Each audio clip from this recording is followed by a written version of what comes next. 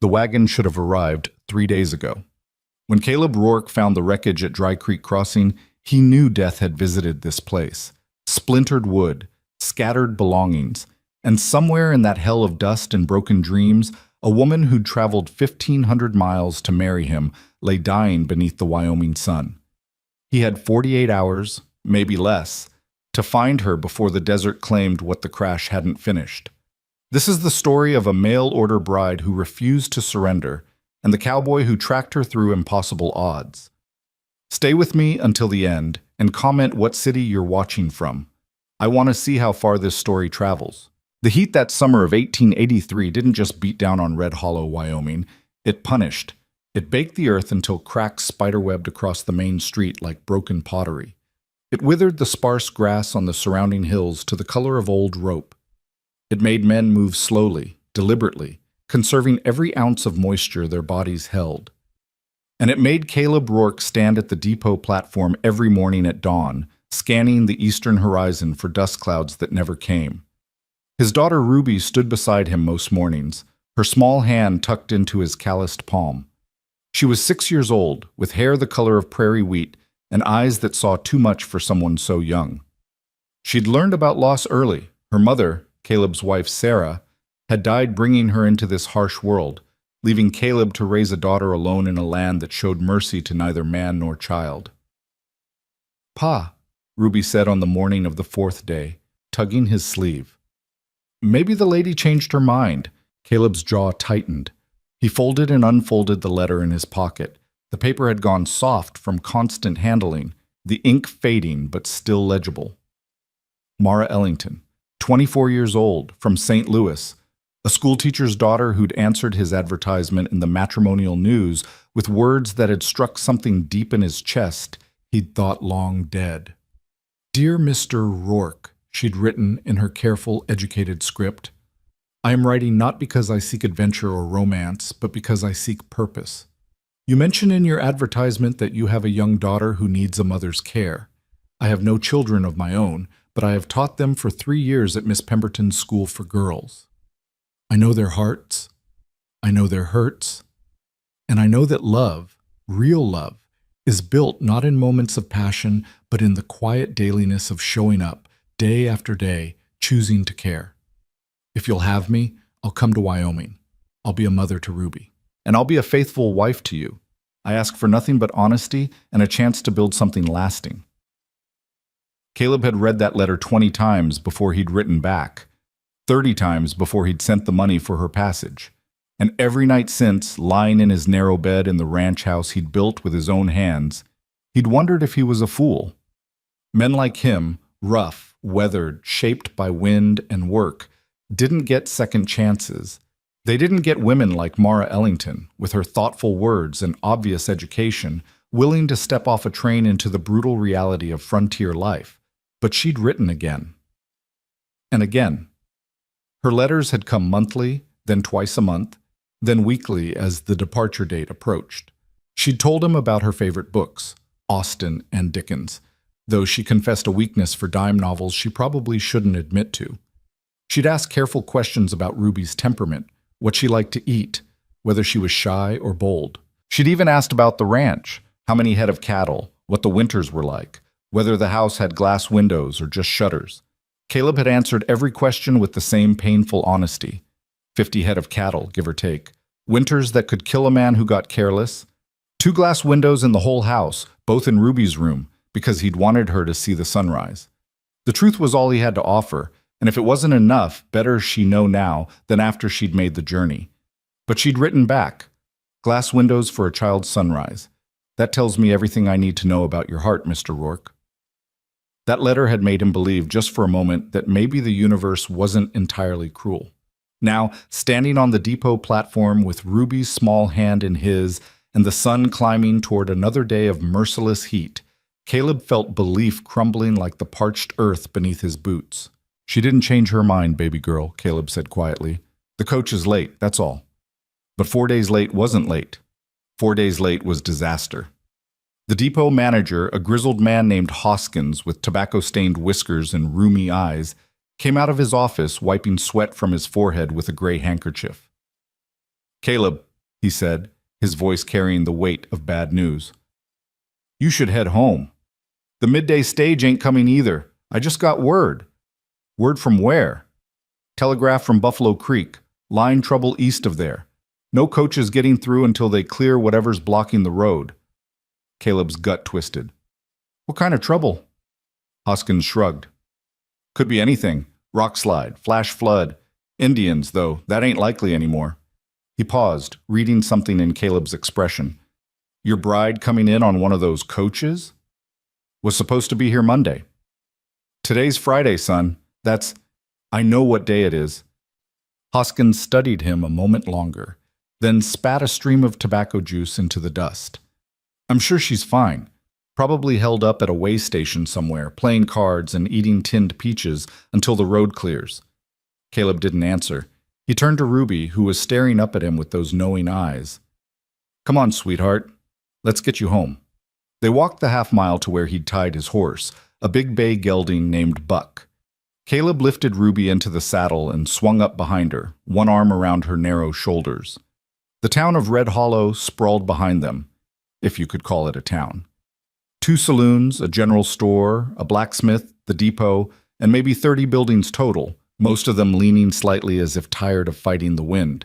Caleb's ranch lay 7 miles northeast, where Cottonwood Creek cut through a small valley that stayed green even in drought years.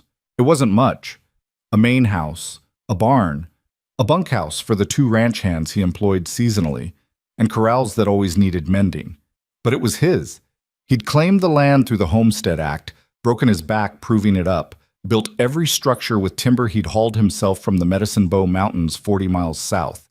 He'd done it all for Ruby, and now, maybe, for Mara, if she was still alive to see it. That evening, after Ruby had gone to bed, Caleb sat on the porch watching the sun bleed out across the western horizon. The temperature had finally dropped below brutal, and a faint breeze carried the smell of sage and distance. Inside the house, Ruby's breathing had fallen into the deep rhythm of sleep. She'd been quiet all afternoon, sensing his worry, trying not to add to it with questions she was too young to ask, but old enough to feel. Caleb pulled out Mara's last letter, the one that had arrived 2 weeks before her departure. Dear Caleb, I hope by now I can call you that rather than Mr. Rourke. I leave for Wyoming in 6 days. My trunk is packed. My affairs in St. Louis are settled. I find myself nervous in a way I haven't been since childhood, but it's a good nervousness, the kind that comes before something important begins. I've been thinking about what it means to choose a life rather than simply accept the one given to you. My father was a kind man, but he believed a woman's path was narrow: teacher, wife, mother, in that order, within the boundaries of proper society.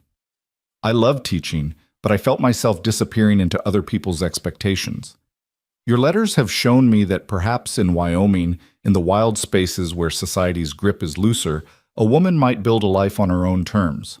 I'm bringing books for Ruby, Treasure Island and Alice in Wonderland, and I'm bringing hope for all of us. See you soon, Caleb. We begin our new story together on June 15th. Yours with anticipation, Mara. June 15th had come and gone. It was now June 19th. Something was wrong. Caleb felt it in his bones the way he felt approaching weather, a pressure in the air, a tightness in his chest that preceded storms. He was still sitting there, letter in hand, when he heard the horse coming hard from the direction of town. He stood, hand instinctively moving toward the rifle just inside the door, but he recognized the rider before the man reached the porch. Sam Weaver, one of the younger ranchers who ran cattle 10 miles west. Caleb! Sam pulled his horse up in a spray of dirt, the animal lathered and heaving. You need to get to town, now! Caleb's heart kicked against his ribs. Why? Stage driver just rode in. Came from Dry Creek Crossing. There's been an accident. Bad one. The world seemed to tilt slightly. How bad? Wagon tipped. Driver said... Sam hesitated, his young face troubled. Said he got thrown clear, but there was passengers. A couple headed to Buffalo Creek, and a woman traveling alone. Young woman, he said, from back east. Caleb didn't remember moving, but suddenly he was gripping Sam's stirrup so hard his knuckles had gone white. Is she alive? Driver don't know. He left to get help. That was 3 days ago, Caleb. He's been walking since. Just made it to Red Hollow an hour past. 3 days. In this heat. Trapped at Dry Creek Crossing, which was 20 miles of nothing between 2 more miles of nothing. Ruby, Caleb said, his mind racing. Mary's already on her way to sit with her, Sam said. Mary was Sam's wife, a capable woman who Ruby knew well. I figured you'd need to ride out tonight. Caleb looked back at the house, at the window of Ruby's room where a single lamp burned low. He thought about waking her, explaining. But what would he say? I have to go find a woman you've never met, who might already be dead, who might never have been real to begin with? No. He'd go. He'd find Mara or find her body. And then he'd come home and tell Ruby the truth, whatever that truth turned out to be. Tell Mary I'm grateful, Caleb said. Tell her I'll be back as soon as I can. You want company? I can... No, you've got your own stock to worry about. I'll manage. Sam nodded, recognizing the tone that said the discussion was over. Good luck, Caleb. I hope you find her breathing.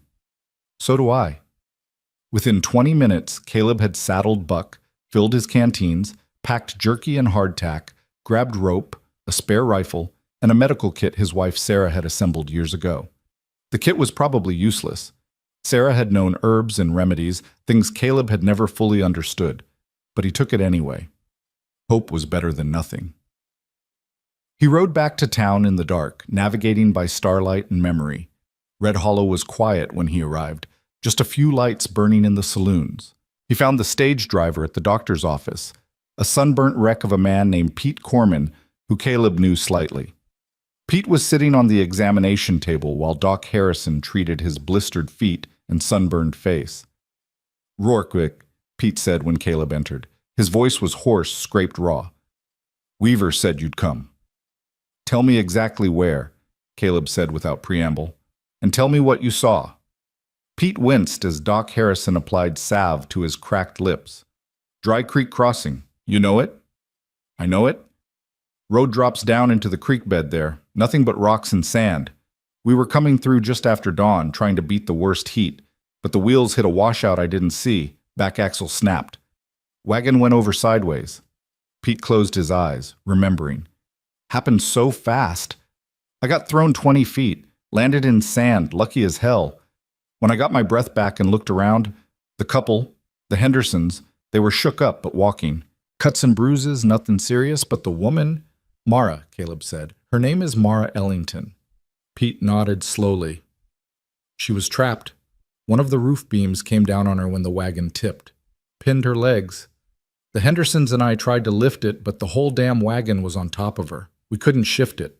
She was conscious then, talking, real calm, considering. She said, Pete's voice caught. She said to tell Caleb Rourke she was sorry she was going to be late. Caleb's throat closed. He couldn't speak. I tried to stay, Pete continued. Swear to God I did, but the Hendersons needed water, needed to get moving or they'd die right there. And Miss Ellington, she told me to go, said she'd wait, said she'd be fine. He looked at Caleb with eyes full of guilt and exhaustion.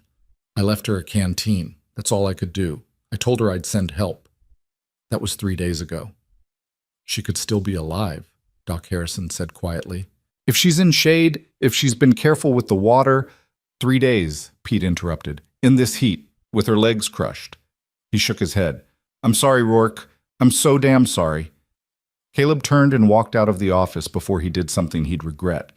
His hands were shaking, not with fear, but with a cold, focused rage at the universe's casual cruelty. He'd lost Sarah. He'd raised Ruby alone, watching her grow up without a mother, carrying that guilt like stones in his pockets. And now, when he'd finally allowed himself to hope for something better, the world had reached out and crushed it. Unless she was alive. Unless, by some miracle, Mara Ellington had held on. He mounted Buck and turned the horse east, toward Dry Creek Crossing, toward whatever waited there in the dark. The ride took 4 hours, navigating rough terrain in starlight. Caleb pushed Buck hard but not recklessly. A lame horse out here was a death sentence. The landscape around him was familiar in the general sense, but alien in specifics, all shadows and shapes that could be anything. Twice he startled antelope from their resting places. Once a coyote paced him for half a mile before veering off into the sage.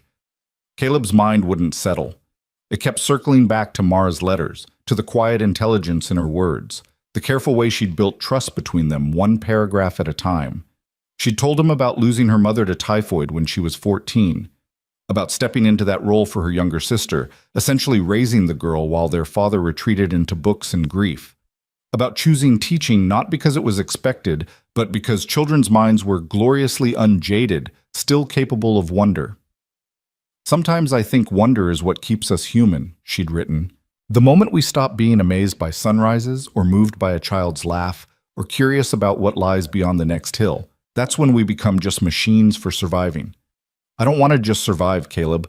I want to live with intention, with purpose, with people I choose and who choose me back." Those words had gutted him in the best way, because that's exactly what he wanted for Ruby. Not just survival, but a life full of wonder and intention and choice. And now Mara might be dead in the desert, having never even met the child she'd promised to mother.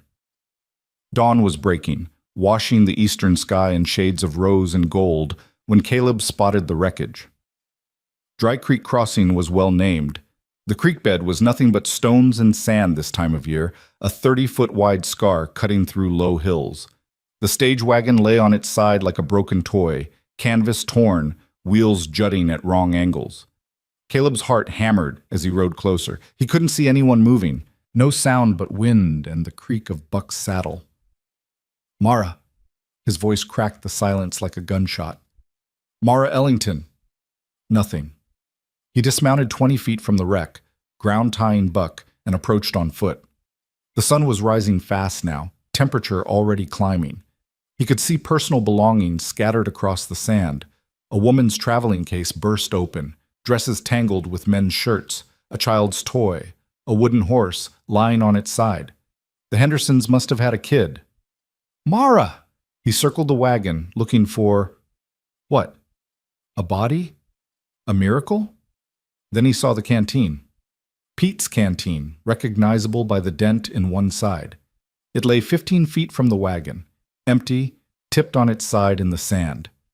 And beyond it, drag marks. Someone had crawled away from the wreck. Caleb's pulse kicked into overdrive. He followed the marks, reading the story they told. Someone had pulled themselves along using their arms, legs dragging. The marks were 3 days old, partially blown over by wind, but still visible. They led away from the wreck, toward a rocky outcropping maybe 200 yards distant. He ran, no longer caring about conserving energy or water. He ran through sand that grabbed at his boots, over rocks that turned under his weight, following those terrible drag marks that spoke of determination and agony in equal measure. "Mara! Mara, can you hear me?" Near the rocks, he found a strip of blue cloth caught on a thorn bush. The fabric was quality, well made, the kind a woman from St. Louis might wear for traveling. The drag marks continued around the rocks, and Caleb's lungs burned as he scrambled after them. On the far side, sheltered slightly from the direct sun, he found the fallen beam from the wagon. Someone had somehow managed to drag it here, though God only knew how, and trapped beneath it, partially in shadow, lay a woman's form. Caleb fell to his knees beside her. "Mara, Mara, it's Caleb." I'm here." She didn't move. Her face was turned away from him, dark hair matted with sand and sweat. He could see her dress was torn, her legs bent at angles that made him sick to look at. Her skin was burned by the sun, lips cracked and bleeding. With shaking hands, he touched her throat, feeling for a pulse. And there it was. Thready, barely there, but present. She was alive. "Thank God," Caleb breathed. "Thank God you're alive." He assessed the situation with the practical part of his brain that had kept him alive on this frontier for 15 years. The beam across her legs wasn't actually pinning her anymore. She'd managed to work most of herself free, probably over hours or days. But her legs were definitely broken, both of them, from the look of it. She'd somehow dragged herself in this beam 200 yards from the wagon to this meager shade, and then she'd collapsed. The strength that must have taken. The sheer will. Caleb lifted the beam off her carefully, then gathered her into his arms. She was lighter than he expected, all bones and determination. Her head lolled against his shoulder, and he could feel the terrible heat of fever radiating from her skin. "I've got you," he whispered, standing carefully with her in his arms. "I'm taking you somewhere safe." Just hold on a little longer." She made no sound, didn't open her eyes, but her breathing changed slightly, just a hitch that might have been awareness. Caleb carried her back to Buck, moving as quickly as he dared. The horse shied slightly at the strange burden, but steadied when Caleb spoke to him. Getting her into the saddle was awkward and probably painful. He heard her make a small sound, the first noise she'd made, but he managed it, then swung up behind her, holding her against his chest. "Where's the nearest shelter?" he asked aloud, thinking. Not Red Hollow. That was 4 hours back, and she needed help now. The Henderson place was 20 miles south, but he didn't know the Hendersons well enough to risk it. Then he remembered. The old trapper's cabin at Willow Springs, 3 miles northwest. It had been abandoned for years, but it had walls and a roof and a well that probably still held water. It would have to do. He turned Buck toward Willow Springs and touched his heels to the horse's flanks. "Come on, boy, fast as you can without jostling her." Buck seemed to understand. He moved into a smooth, ground-eating lope that covered distance without jarring. Caleb held Mara against him, one arm supporting her shoulders, the other steadying her broken legs as much as possible. He could feel her heart beating against his chest, feel the shallow rise and fall of her breathing. "Stay with me," he murmured into her hair. "We're almost there. Just stay with me, Mara. I didn't ride 20 miles to lose you now." The cabin appeared through the heat shimmer like a mirage, weathered wood, sagging slightly but intact. Caleb had been here once, years ago, checking on it as part of a sweep for rustlers. The trapper who'd built it, a Frenchman named Levesque, had died or moved on, and the place stood empty. Caleb dismounted carefully, lifted Mara down, and kicked open the cabin door. Inside was a single room, maybe 12 by 12, with a stone fireplace, a rough table, 2 chairs, and a bed frame with no mattress. Dust thick on everything. But the roof was solid, and when Caleb tested the pump at the sink, water coughed out after a few strokes. Rusty at first, then clear. Thank God. He laid Mara on the bed frame, wishing desperately for blankets or a mattress or anything soft. Her fever was raging now, her skin hot enough to burn. He knew heat stroke when he saw it. He'd lost ranch hands to it, seen strong men reduced to confusion and convulsions in hours. Water. She needed water immediately. Caleb pumped frantically, filling a tin cup he found hanging on the wall. He knelt beside her, lifted her head gently, and touched the cup to her lips. "Mara. Mara, you need to drink. Just a little. Come on." Her lips moved slightly. He tilted the cup, letting water trickle into her mouth. Most of it ran down her chin, but she swallowed once, twice. He kept at it, patient, letting her take sips at her own pace. After what felt like hours but was probably 5 minutes, she'd managed maybe a quarter cup. It was a start. He set the cup aside and began working on her injuries. Her dress was ruined, torn and filthy, but he left it for now. Modesty mattered less than survival, but he'd preserve what he could. Her legs were definitely broken, both of them below the knee. The left one was worse, bone visible through torn skin. He'd need to set them properly, but first he had to get her fever down. Caleb stripped off his shirt, soaked it in cold water from the pump, and began bathing her face, her neck, her arms. The water evaporated almost instantly in the heat, but he kept at it, pump and ring, over and over. Her skin was so hot it felt almost inhuman. "Come on," he muttered. "Fight. I know you can fight. You dragged yourself 200 yards with broken legs. You can fight this." Hours passed. The sun climbed to its zenith, turning the cabin into an oven despite the shade. Caleb worked methodically, cool her skin, give her water, check her breathing, repeat. He found dried herbs hanging from the rafters, leftovers from Levesque's time. Some of them he recognized. Willow bark. Sarah had used that for pain and fever. He boiled water in a pot he found, brewed a bitter tea, managed to get some of it down Mara's throat. By mid-afternoon, her fever had broken slightly. Not much, but enough that Caleb felt a small crack in the wall of his fear. "That's it," he whispered. "Come back. Come back to us, Mara." And then, as the sun began its descent toward evening, her eyes opened. They were gray, stormy gray like winter sky, and they focused on him with an intensity that nearly stopped his heart. "Caleb?" Her voice was barely a whisper, hoarse and broken. He leaned closer. I'm here. You're safe. I found you. Ruby? Just the one word, but it carried everything. Question, concern, fear. She's fine. She's at home with a neighbor. She's been worried about you.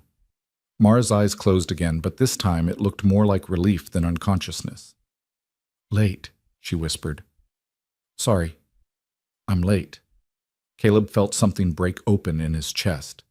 This woman, half dead from heat stroke and broken bones, was apologizing for being late to her own wedding. You're right on time, he said softly. Right exactly on time. Her lips curved in the barest hint of a smile. Then she slipped back into fever sleep, but it was different now, more natural, less frighteningly deep. Caleb sat back on his heels, suddenly aware that his own body was shaking with exhaustion and relief. He'd been operating on pure will for hours, and now that will was crumbling, leaving him wrung out and hollow. But she was alive. Against all odds, against logic and probability, and the brutal mathematics of desert survival, Mara Ellington was alive. As night fell and the temperature finally dropped to something bearable, Caleb made a fire in the fireplace and boiled more water.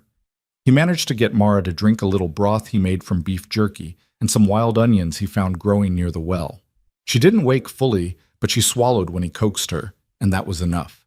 He sat beside the bed, watching her breathe, occasionally checking her pulse and temperature. The fever was still there but seemed to be losing its grip. Her body was beginning to fight back. Around midnight, she stirred again. This time her eyes opened fully, and there was consciousness behind them, pain and confusion, but also awareness. Where? She asked.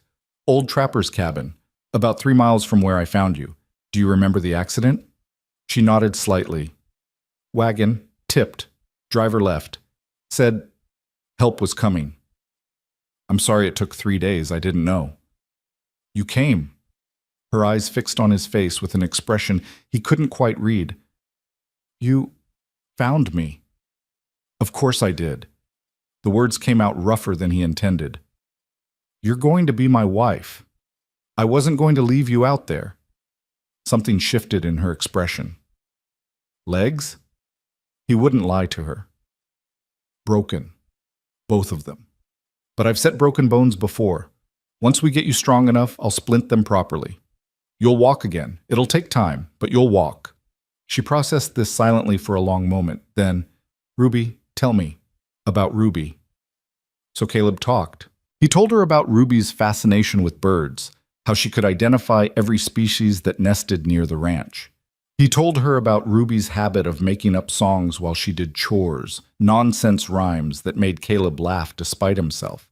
He told her how Ruby slept with an old rag doll Sarah had made, how she was brave about spiders but terrified of thunder, how she asked questions constantly about everything. Mara listened, her eyes never leaving his face. And gradually, as he talked, some of the pain lines around her eyes eased. She sounds wonderful, Mara whispered when he finished. She is, and she's going to love you. You don't know that. I know you dragged yourself 200 yards with broken legs because you're too stubborn to die before meeting her. That's all I need to know. Mara's eyes glistened with tears. I'm not what you expected. No dowry, no family, nothing to offer. Caleb leaned closer, his voice firm. Listen to me. I didn't advertise for a mail-order bride because I wanted money or connections. I did it because Ruby needs a mother, and I need a partner. Someone who'll choose this life. Choose us. You already did that, Mara. You got on a train in St. Louis and traveled 1,500 miles into the unknown. You survived a wagon crash that should have killed you. You fought through 3 days in hell because you'd given your word. That's what you bring to this marriage, and that's enough, more than enough. A tear slipped down her cheek. I'm scared. Of what? That I won't be good enough. That Ruby will see through me. That you'll regret this. Caleb gently wiped the tear away with his thumb. Do you want to be here? Truly? Yes. Then you're good enough. The rest we'll figure out together. She held his gaze for a long moment, searching for something. Whatever she found there must have satisfied her because she finally nodded. Together, she repeated. Together, Caleb confirmed. Outside, the Wyoming night stretched vast and dark, full of stars and silence. Inside the cabin, by firelight, a man and a woman who'd never met face to face before today made promises without words, promises to fight, to survive, to become the family they'd both been searching for. Mara fell asleep again shortly after, but it was real sleep this time, healing sleep. Caleb kept watch through the night, tending the fire, checking her breathing, making sure her fever didn't spike again. As dawn approached and the first pale light began to seep through the cabin's single window, Caleb finally allowed himself to believe they might actually survive this. Not just survive. They might actually build the life Mara had written about in her letters. A life of intention and purpose and choice. He looked at her sleeping face, still marked by ordeal, but also showing hints of the woman she must have been before the crash. Determined, intelligent, brave beyond measure. "Welcome to Wyoming, Mara Ellington," he whispered. "It gets better from here, I promise." Outside, a mourning dove called its lonely song, and a new day began. The morning sun found them still in the cabin, Caleb dozing in the chair he'd pulled beside Mara's makeshift bed, his head tipped back against the rough wall. He jerked awake at the sound of her stirring, instantly alert despite having slept maybe 2 hours total. "Easy," he said, moving to her side as she tried to shift position. "Don't move too fast, your legs." "I know." Her voice was stronger than the night before, though still raw. "I can feel them. Or rather, I can feel what's wrong with them." Caleb studied her face in the early light. The fever flush had faded somewhat, leaving her pale beneath the sunburn. Her dark hair was a tangled mess, and there were shadows under her eyes that spoke of pain she wasn't voicing, but those storm-gray eyes were clear and focused. "How bad is the pain?" he asked. "Considerable." She managed a weak smile. "But I've had worse." "You've broken both legs before?" "No, but I once had scarlet fever as a child. This seems preferable to that particular hell." Caleb found himself almost smiling despite everything. There was a dry humor in her tone that her letters had only hinted at. "I need to set the bones properly and splint them. It's going to hurt." "I assumed as much." She took a breath. "Do you have whiskey for the pain?" "I have some in my saddlebag. Not much, but enough." "Then I suppose we should proceed before I lose my nerve entirely." Caleb retrieved the whiskey and helped her drink a generous amount. She coughed, sputtered, and grimaced. "That's dreadful." "It's not meant to be enjoyed, just effective." Mission accomplished on both counts. She lay back and he saw her hands grip the edge of the bed frame. "Tell me about the ranch while you work. Distract me." So Caleb talked while he examined her legs more thoroughly in the better light. The left leg was indeed worse. A compound fracture of the tibia, bone visible through torn skin that he'd need to clean thoroughly to prevent infection. The right leg was a simpler break, but still serious. He'd need straight branches for splints, cloth for binding, and more of that willow bark tea to help with inflammation. "The ranch sits in a valley where Cottonwood Creek runs year-round," he said, working as gently as he could while still being thorough. "Even in drought years, we've got water. The house faces east, so you get sunrise through those windows I mentioned. Ruby's room is on the north side, stays cooler in summer. There's a garden plot Sarah started that I've kept up, though I'm no farmer. Mostly vegetables. Some herbs." Mara gasped when he touched a particularly tender spot, but nodded for him to continue both the story and the examination. "The barn's solid. Built it the second year, right after the house. Lost some cattle that first winter because I didn't have proper shelter for them. Learned that lesson hard." He paused, assessing what he'd need. "I have to go outside and find some straight branches. Will you be all right for a few minutes?" "I'll endeavor not to run away." That dry humor again. Caleb felt something warm in his chest that had nothing to do with the growing heat of the day. "I'll be quick." He found suitable branches near the creek that fed the cabin's well, 2 sets of reasonably straight willow shoots that would serve as splints. He stripped them of bark and leaves, then returned to find Mara awake and watching the door. "I thought perhaps you'd reconsidered," she said quietly. "Decided that a broken bride wasn't worth the trouble." Caleb knelt beside the bed and met her eyes directly. I'm going to say this once, and I need you to hear it. You are not trouble. You are not a burden. You're a woman who survived something that would have killed most men. You made it 3 days in conditions that have claimed the lives of experienced frontiersmen. That makes you tougher than half the ranch hands I've ever hired. So no, Mara, I haven't reconsidered, and I won't. She blinked rapidly, and he realized she was fighting tears. I've never been tough. I've always been the bookish one, the careful one, the one who thought too much and acted too little. Then you've been underestimating yourself. He tore strips from his spare shirt to use as binding. Being tough isn't about being loud or reckless. It's about doing what needs to be done even when you're terrified. You did that. You're doing it now. I am terrified, she whispered. Good. Fear means you understand the stakes. It's people who aren't afraid that get themselves killed out here. He positioned the first splint against her right leg, the simpler break. This is going to hurt. Are you ready? She gripped the bed frame again, knuckles white. No, but do it anyway. Setting the bone required pressure and precise movement, pulling the leg straight while feeling for the alignment of broken ends. Mara made a sound halfway between a gasp and a scream, biting it off quickly, but Caleb heard it and it cut him. He worked as fast as he dared, getting the bone aligned, then securing the splint firmly with the cloth strips. One down, he said quietly. The left is going to be worse. I have to clean it first. I understand. Her voice shook despite her obvious effort to control it. Infection would kill me as surely as the desert. It won't kill you. I won't let it. She looked at him then, really looked, and something passed between them, an acknowledgement of what this was, what they were becoming to each other without having planned it. Not the polite courtship of letters, not the formal arrangement of a mail-order marriage, but something forged in crisis and survival, more binding because of it. Caleb cleaned the wound with boiled water and what was left of his whiskey, trying to be thorough without causing more damage than necessary. Mara's breathing went ragged, quick and shallow, but she didn't cry out. When he finally began setting the bone, though, she did scream, a short, sharp sound that she cut off by biting her own hand hard enough to leave marks. I'm sorry, Caleb said, working quickly now.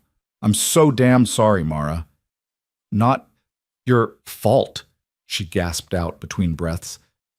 Just finish. He did, securing the second splint and binding it firmly. When he finally stepped back, his hands were shaking and sweat dripped down his face despite the morning coolness still lingering in the cabin. Mara lay very still, breathing hard, tears streaming down her temples into her hair. Is it done? It's done. The worst is over. I should hope so. I'd hate to think it gets worse from here. Caleb surprised himself by laughing, a short, exhausted bark of sound. You're going to fit right in out here? Wyoming doesn't suffer whiners. Noted. She closed her eyes, exhausted by pain. Will I really walk again, or were you simply being kind last night? You'll walk. It'll take months, probably. You'll need to be patient. Let the bones heal properly. But yes, you'll walk. Months, she repeated softly. That's a long time to be helpless. You won't be helpless. You'll be healing. There's a difference. She was quiet for a long moment, then opened her eyes again. Caleb, I need to tell you something, before we go any further, before you take me to meet Ruby. He heard the seriousness in her tone and sat in the chair, giving her his full attention. All right. I wasn't entirely truthful in my letters. Not dishonest, exactly, but not complete truth either. Caleb's gut tightened, but he kept his expression neutral. I'm listening. I told you my father was a school teacher. That was true. I told you my mother died when I was 14. Also true. What I didn't tell you was that my father remarried 3 years ago to a woman who had very specific ideas about what her stepdaughter should become. My younger sister Lily, she accommodated. Became exactly what Mrs. Eleanor Ellington wanted, mannered, proper, quiet. But I couldn't or wouldn't, I'm not sure which. She paused, gathering strength or courage or both. There was a man in St. Louis, Theodore Grimsby, son of my father's patron, a wealthy man who funded the school. Theodore was persistent in his attentions. When I declined his proposal, twice, he became less pleasant about it, started making implications about my character. about my suitability as a teacher, about my father's position at the school. He tried to force you into marriage, Caleb said flatly. Not in so many words, but yes. The pressure was considerable. My stepmother sided with him naturally. She saw it as an excellent match. My father... Mara's voice went quiet. My father said nothing, did nothing. And that's when I knew I had to leave. Because if I stayed, eventually the pressure would wear me down, or Theodore would manufacture some scandal that would destroy not just my reputation, but my father's livelihood. So I saw your advertisement, and I answered it. She met Caleb's eyes directly. I'm not running from scandal. I haven't done anything shameful. But I'm running from a man who wouldn't take no for an answer, and a society that would have forced me to marry him anyway. If that makes me unsuitable, if that changes your opinion of me, I'd rather know now. Caleb was quiet for a long moment, processing. Then he leaned forward, elbows on his knees, and spoke carefully.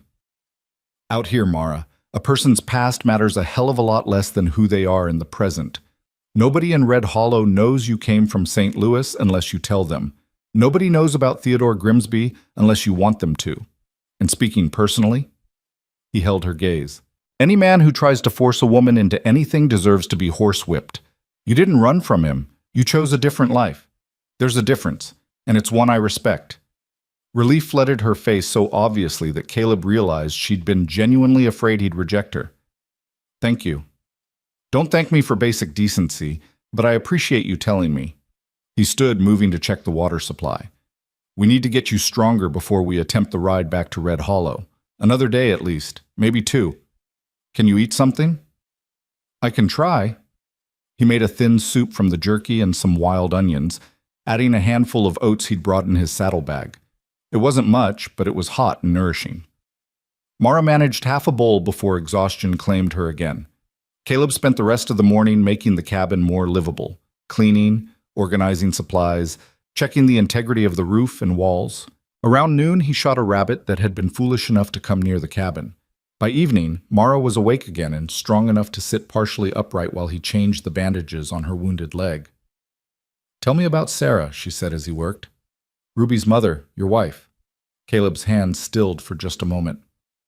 What do you want to know? Whatever you're willing to tell. I don't want to replace her, Caleb. I know I can't. But I need to understand who she was. For Ruby's sake, if nothing else. He finished rewrapping the bandage before answering. Sarah was a force of nature, small woman, barely 5 feet tall, but she had a will that could bend steel. She was a rancher's daughter from Montana, knew horses and cattle better than most men I've met. When we married, she was 19 and I was 22. We had 7 good years together before Ruby came. His voice went quieter. Sarah knew something was wrong from the beginning of the pregnancy. She could feel it. The midwife said everything was fine, but Sarah knew. She made me promise that if it came down to a choice, I'd save the baby. I tried to tell her it wouldn't come to that, but she made me swear anyway. Mara's hand found his, squeezed gently. Labor went on for 2 days, Caleb continued. Sarah fought so hard, but in the end, her body just gave out. She held Ruby once, just once, long enough to look at her and smile. Then she looked at me and said, "Take care of our girl." And she was gone. Silence filled the cabin. Somewhere outside, a bird called. She sounds remarkable, Mara said softly. She was. And Ruby deserves to know about her. I've told her some things, but she was just a baby. She doesn't remember. Then we'll tell her together. We'll make sure Sarah stays alive in Ruby's heart. Mara's fingers tightened on his hand. I meant what I said in my letters, Caleb. I'm not looking to erase the past. I'm looking to build on it. But something in Caleb's chest loosened, a knot he hadn't fully realized was there. I think Sarah would have liked you. She always respected people who said what they meant, and meant what they said. Then I hope to honor her memory by being that person for Ruby. They spent the rest of the evening talking, real talking, the kind that letters could only approximate. Mara told him about her years teaching, about the children who'd touched her heart, about the satisfaction of watching understanding dawn in a young face. Caleb told her about the early years of ranching, the mistakes he'd made, the lessons learned through trial and error, and sometimes sheer luck. As night fell and the temperature dropped, Caleb built up the fire and made more of the willow bark tea. Mara's fever had stayed down, and her color was improving. The broken legs would take time, but infection didn't seem to be setting in. "Caleb," she said, as the fire crackled and shadows danced on the walls, "what happens when we get back to Red Hollow? Do we proceed with the marriage? Or do we wait until I can walk down whatever aisle exists out here?" He considered the question carefully. "What do you want to do?" "I asked you first." "That's not an answer, Mara." She smiled faintly. "No, I suppose it isn't." She looked at the fire for a long moment. "In my letters, I thought I knew what I wanted. A practical arrangement. A partnership based on mutual need and respect. But now, after these past 2 days, I find myself wanting more. Or perhaps differently. Not romance necessarily, though I wouldn't object to that eventually, but a real choice. Made freely by two people who know exactly what they're choosing. And what are we choosing? Each other. Despite the circumstances, despite the chaos, despite the fact that I can't even stand up." She looked at him directly. "I choose you, Caleb Rourke. And I choose Ruby. And I choose this life, broken legs and all. But I need to know that you're choosing me too. Not just accepting me because I showed up, or because you feel obligated, but actually choosing me." Caleb moved closer, sitting on the edge of the bed frame carefully to avoid jostling her legs. "I watched you lie there, barely breathing yesterday morning, and I realized something. I'd read your letters so many times that your voice was in my head. Your thoughts, your way of seeing things. And the idea of never actually hearing that voice, never having those conversations in person, never watching you and Ruby together, it made the world feel emptier than it's felt since Sarah died." He took her hand, feeling the calluses on her fingers from years of holding chalk and pens. "I choose you, Mara. I chose you when I wrote back that first time. I chose you when I sent money for your passage. I chose you when I rode 20 miles through the night to find you. And I'm choosing you now. Every day from here forward, I'm choosing you." Mara's eyes filled with tears, but she was smiling. "Then I suppose we're engaged. Properly engaged. Not just arranged, but chosen." "I suppose we are." "Caleb?" "Yes?" "Would you kiss me?" "I realize we're not married yet, and perhaps it's forward of me, but I'd like to be kissed by the man I'm going to marry. Just once. To make it real." Caleb leaned forward slowly, giving her time to change her mind. But she didn't pull away. When his lips met hers, it was gentle, careful of her injuries and exhaustion. But it was also real and true and full of the promise they'd just made to each other. When they separated, Mara was blushing. "Well, that was worth surviving for." Caleb laughed, surprised by the joy that bubbled up despite everything. "Was it everything you hoped?" "It was better. It was real." She settled back against the rough wood of the bed frame. "When we get back to Red Hollow, how long will it take to arrange a proper wedding?" "Proper by whose standards? We've got a minister who comes through once a month. Judge Henry can perform marriages anytime, or we can wait and do something bigger if you want." "I think," Mara said slowly, "that I'd like something simple. Your daughter, the minimum legal requirement, and the man I love. That's enough." "The man you love?" Caleb raised an eyebrow. She met his eyes steadily. "Too soon?" "Maybe. But I don't think that makes it less true." "No," she agreed softly. "I don't think it does." They fell into comfortable silence then, listening to the fire and the night sounds outside. Caleb found himself thinking about the future, not with the anxiety he'd felt for years, but with something approaching hope. Ruby would have a mother.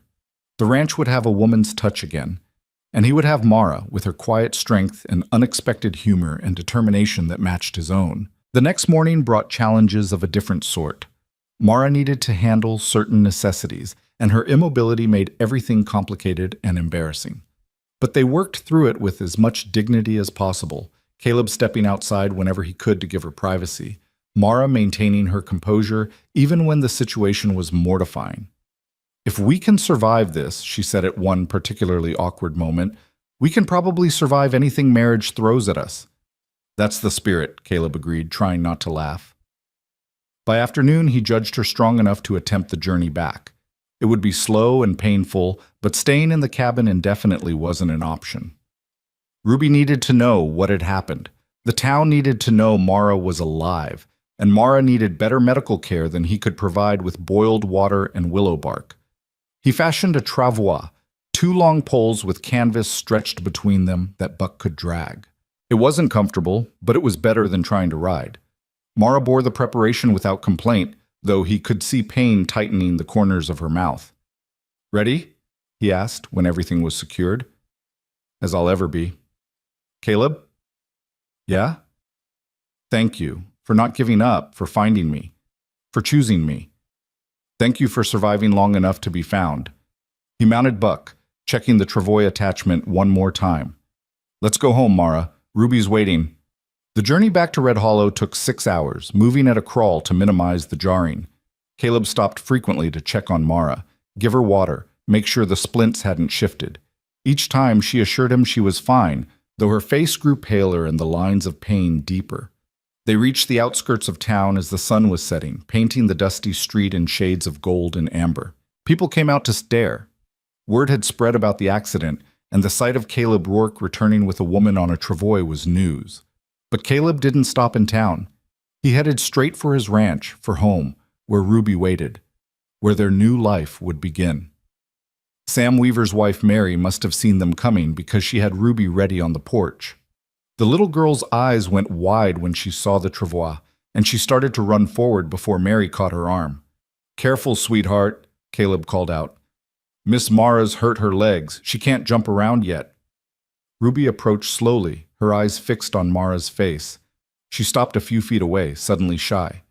Mara smiled despite her exhaustion and pain. "Hello, Ruby. I've been looking forward to meeting you for such a long time." "You're the lady from the letters," Ruby said softly. "I am. I'm sorry I'm arriving in such an undignified fashion. I had planned to make a much better first impression." Ruby stepped closer, examining Mara with the unfiltered curiosity of childhood. "Pa said you got hurt real bad, but you're here now. That's what matters." Something in Mara's expression crumbled just for a second before she got it under control. "Yes, I'm here now." Ruby looked at her father. "Is she staying, Pa? For real?" Caleb dismounted and lifted Ruby up, holding her close. "If she'll have us. Both of us. Would that be all right with you?" Ruby studied Mara again, this time with an intensity that seemed far too old for 6 years. Then she nodded slowly. "I think she's brave. Anyone who gets hurt that bad and still smiles must be brave, and brave people should stay." "Then it's settled," Mara said quietly. "I'm staying." Mary helped them get Mara inside and settled in the bedroom, Caleb's room, since it was on the ground floor. Doc Harrison arrived within the hour, summoned by someone who'd seen them pass through town. He examined Mara's legs, his weathered face expressionless. "You set these?" he asked Caleb. "Best I could." "Not bad. Not bad at all. The left one's concerning. That wound could still turn bad. But if it doesn't, she should heal up fine. Months, though, maybe 6 before she's walking steady." "I understand," Mara said from the bed. Doc Harrison looked at her with something like respect. "You're a tough one. Most folks wouldn't have made it 3 days out there." "So I've been told." Mara glanced at Caleb. "I'm beginning to believe it might be true." After Doc Harrison left, Mary took Ruby to her house for the night, giving Caleb and Mara space to settle. Caleb helped Mara with another dose of willow bark tea, then sat beside the bed as darkness fell outside. "This is your room," Mara said. "Where will you sleep?" "Ruby's room has 2 beds. I'll take the spare one." "Caleb," she caught his hand, "we're getting married. Soon, I hope. This is going to be our room. Our bed. You don't have to exile yourself. You need rest. You need space to heal. I need to feel like this is real, like I'm not just some charity case you're accommodating." Her gray eyes held his. "Please, stay. We don't have to do anything except sleep, but I want to know you're here." So Caleb stayed, lying carefully on top of the blankets while Mara slept beneath them. He listened to her breathing even out, watched her face relax into genuine rest. And somewhere in the dark hours before dawn, He finally let himself believe that maybe, just maybe, they were going to make this work.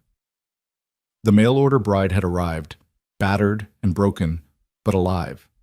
And together, they would build something worth surviving for.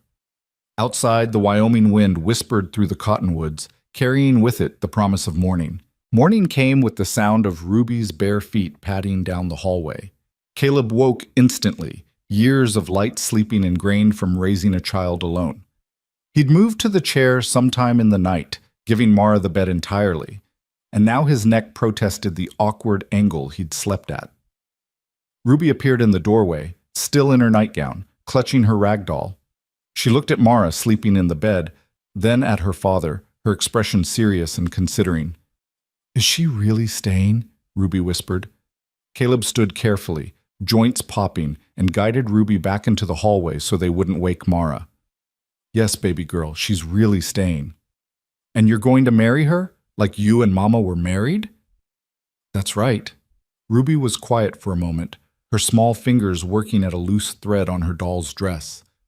"Will she want me to call her Mama?" The question hit Caleb harder than he'd expected. "I don't know. That's something you and Mara will have to figure out together. But Ruby, listen to me." He knelt down so they were eye level. "Nobody's trying to replace your mama. Sarah was your mother, and nothing changes that. But Mara wants to love you too. Is that all right?"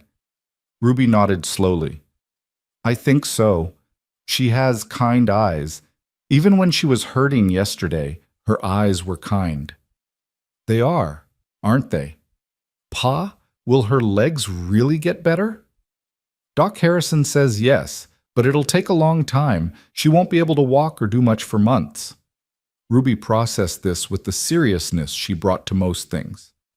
"Then I guess we'll have to take care of her, the way she's supposed to take care of us." Caleb pulled his daughter into a hug, feeling that familiar ache in his chest that came from loving someone so much it hurt. "When did you get so wise?" "I'm 6, Ruby said matter-of-factly. "That's pretty old." From the bedroom, they heard Mara stirring. Ruby pulled back from the hug. "Can I take her breakfast? I know how to make porridge. Mary taught me." "I think she'd like that very much." They moved to the kitchen, and Caleb watched as Ruby carefully measured oats and water, stirring the pot with determined concentration. She was wearing her serious face, the one that appeared when she was trying very hard to do something important correctly. When the porridge was ready, Ruby insisted on carrying it herself, walking with exaggerated care so as not to spill. Caleb followed behind, ready to catch the bowl if needed, but Ruby made it to the bedroom without incident. Mara was awake, propped up on pillows Caleb had arranged the night before. Her hair was still a mess, and there were deep shadows under her eyes, but she smiled when she saw Ruby in the doorway. "Good morning," Mara said softly. "I made you breakfast," Ruby announced. "It's porridge. Pa says you need to eat to get strong again." "That's very thoughtful of you. Thank you, Ruby." Ruby approached his bed carefully, setting the bowl on the small table Caleb had pulled over.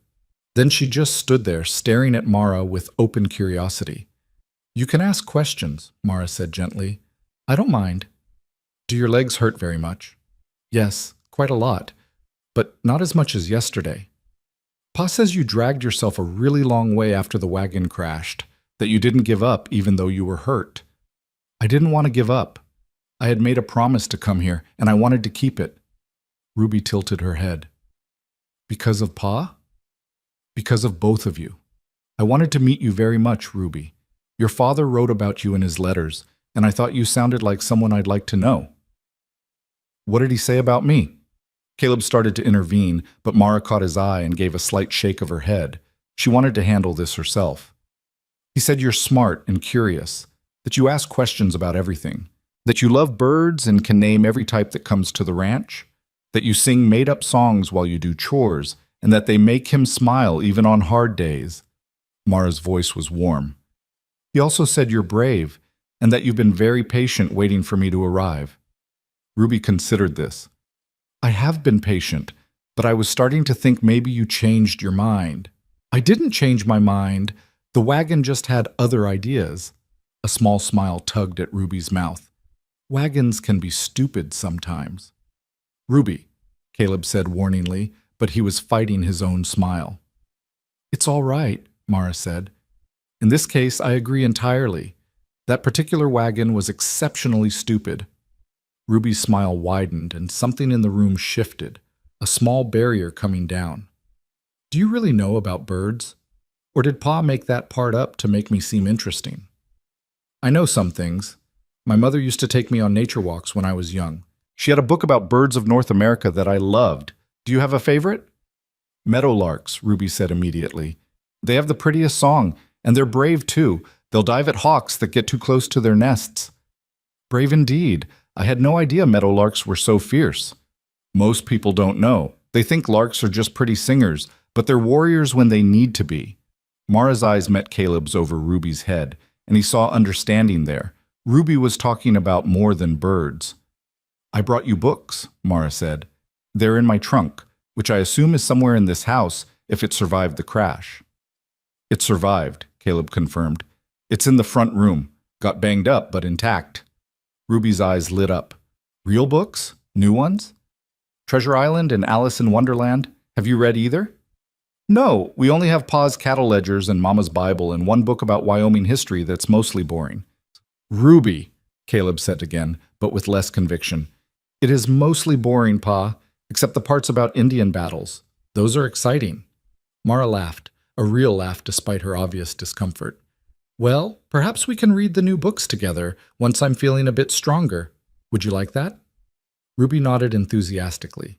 Then, with the sudden shift of childhood attention, she said, "I should go get dressed. Mary's going to wonder where I am." She started for the door, then turned back. "Miss Mara, I'm glad you didn't die in the desert." "I'm glad too, Ruby. Very glad."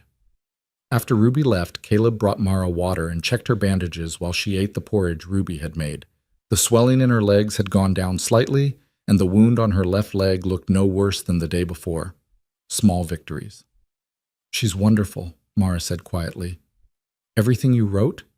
And more. She likes you. That's not always guaranteed with Ruby. She's careful with new people. But she has reason to be. She's lost her mother. She's learned that people can disappear." Mara set down the spoon, her porridge only half eaten. "Caleb, we need to talk about the practical realities here. I can't walk. I can barely move. I'm going to be a burden for months, not a help. We've been through this. No, listen, please." She met his eyes.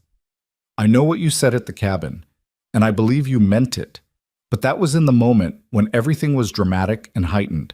Now we're here, in your home, and you're going to have to care for me like an invalid. You're going to have to help me with things that are humiliating for both of us. Ruby's going to see that her new mother is helpless. The town is going to talk." "Let them talk. It's not that simple, and you know it. In a small town, reputation matters. Yours and Ruby's and now mine. If we're not careful, this situation could become, what, scandalous?" Caleb sat on the edge of the bed. "Mara, you're worried about the wrong things. Yes, people will talk. They always do. But you know what they'll say? They'll say Caleb Rourke's mail-order bride survived a wagon crash that should have killed her, and he brought her home anyway. They'll say she must be tough as nails. They'll say he must really want to marry her if he's willing to nurse her through recovery. None of that's bad." "You're oversimplifying." "Maybe, but I've lived here for 15 years. I know these people. They respect strength and commitment. You've already shown both." Mara looked away, blinking rapidly. "I've never been this helpless in my life. I've always been capable, independent. Now I can't even walk to the privy without assistance." "For now, not forever." Caleb took her hand. "And you're still capable and independent. Your legs are broken, not your mind, not your spirit. You're still the woman who wrote those letters, who taught children, who made the choice to come here. None of that's changed. Everything's changed. Not the important things." They sat in silence for a moment, the morning light slanting through the window warming the room. Outside they could hear Ruby talking to Mary, their voices carrying through the open windows. "When do you want to do the wedding?" Mara asked finally. "Whenever you're ready. Tomorrow? Next week? Next month? Tomorrow seems ambitious given my current state. Then next week. Judge Henry comes through on Thursdays. We could do it here in this room if you want. Keep it small. Mara turned back to him, searching his face. You really mean it? You want to marry me, broken legs and all? I really mean it. Why? And please don't tell me it's because Ruby needs a mother or because you gave your word.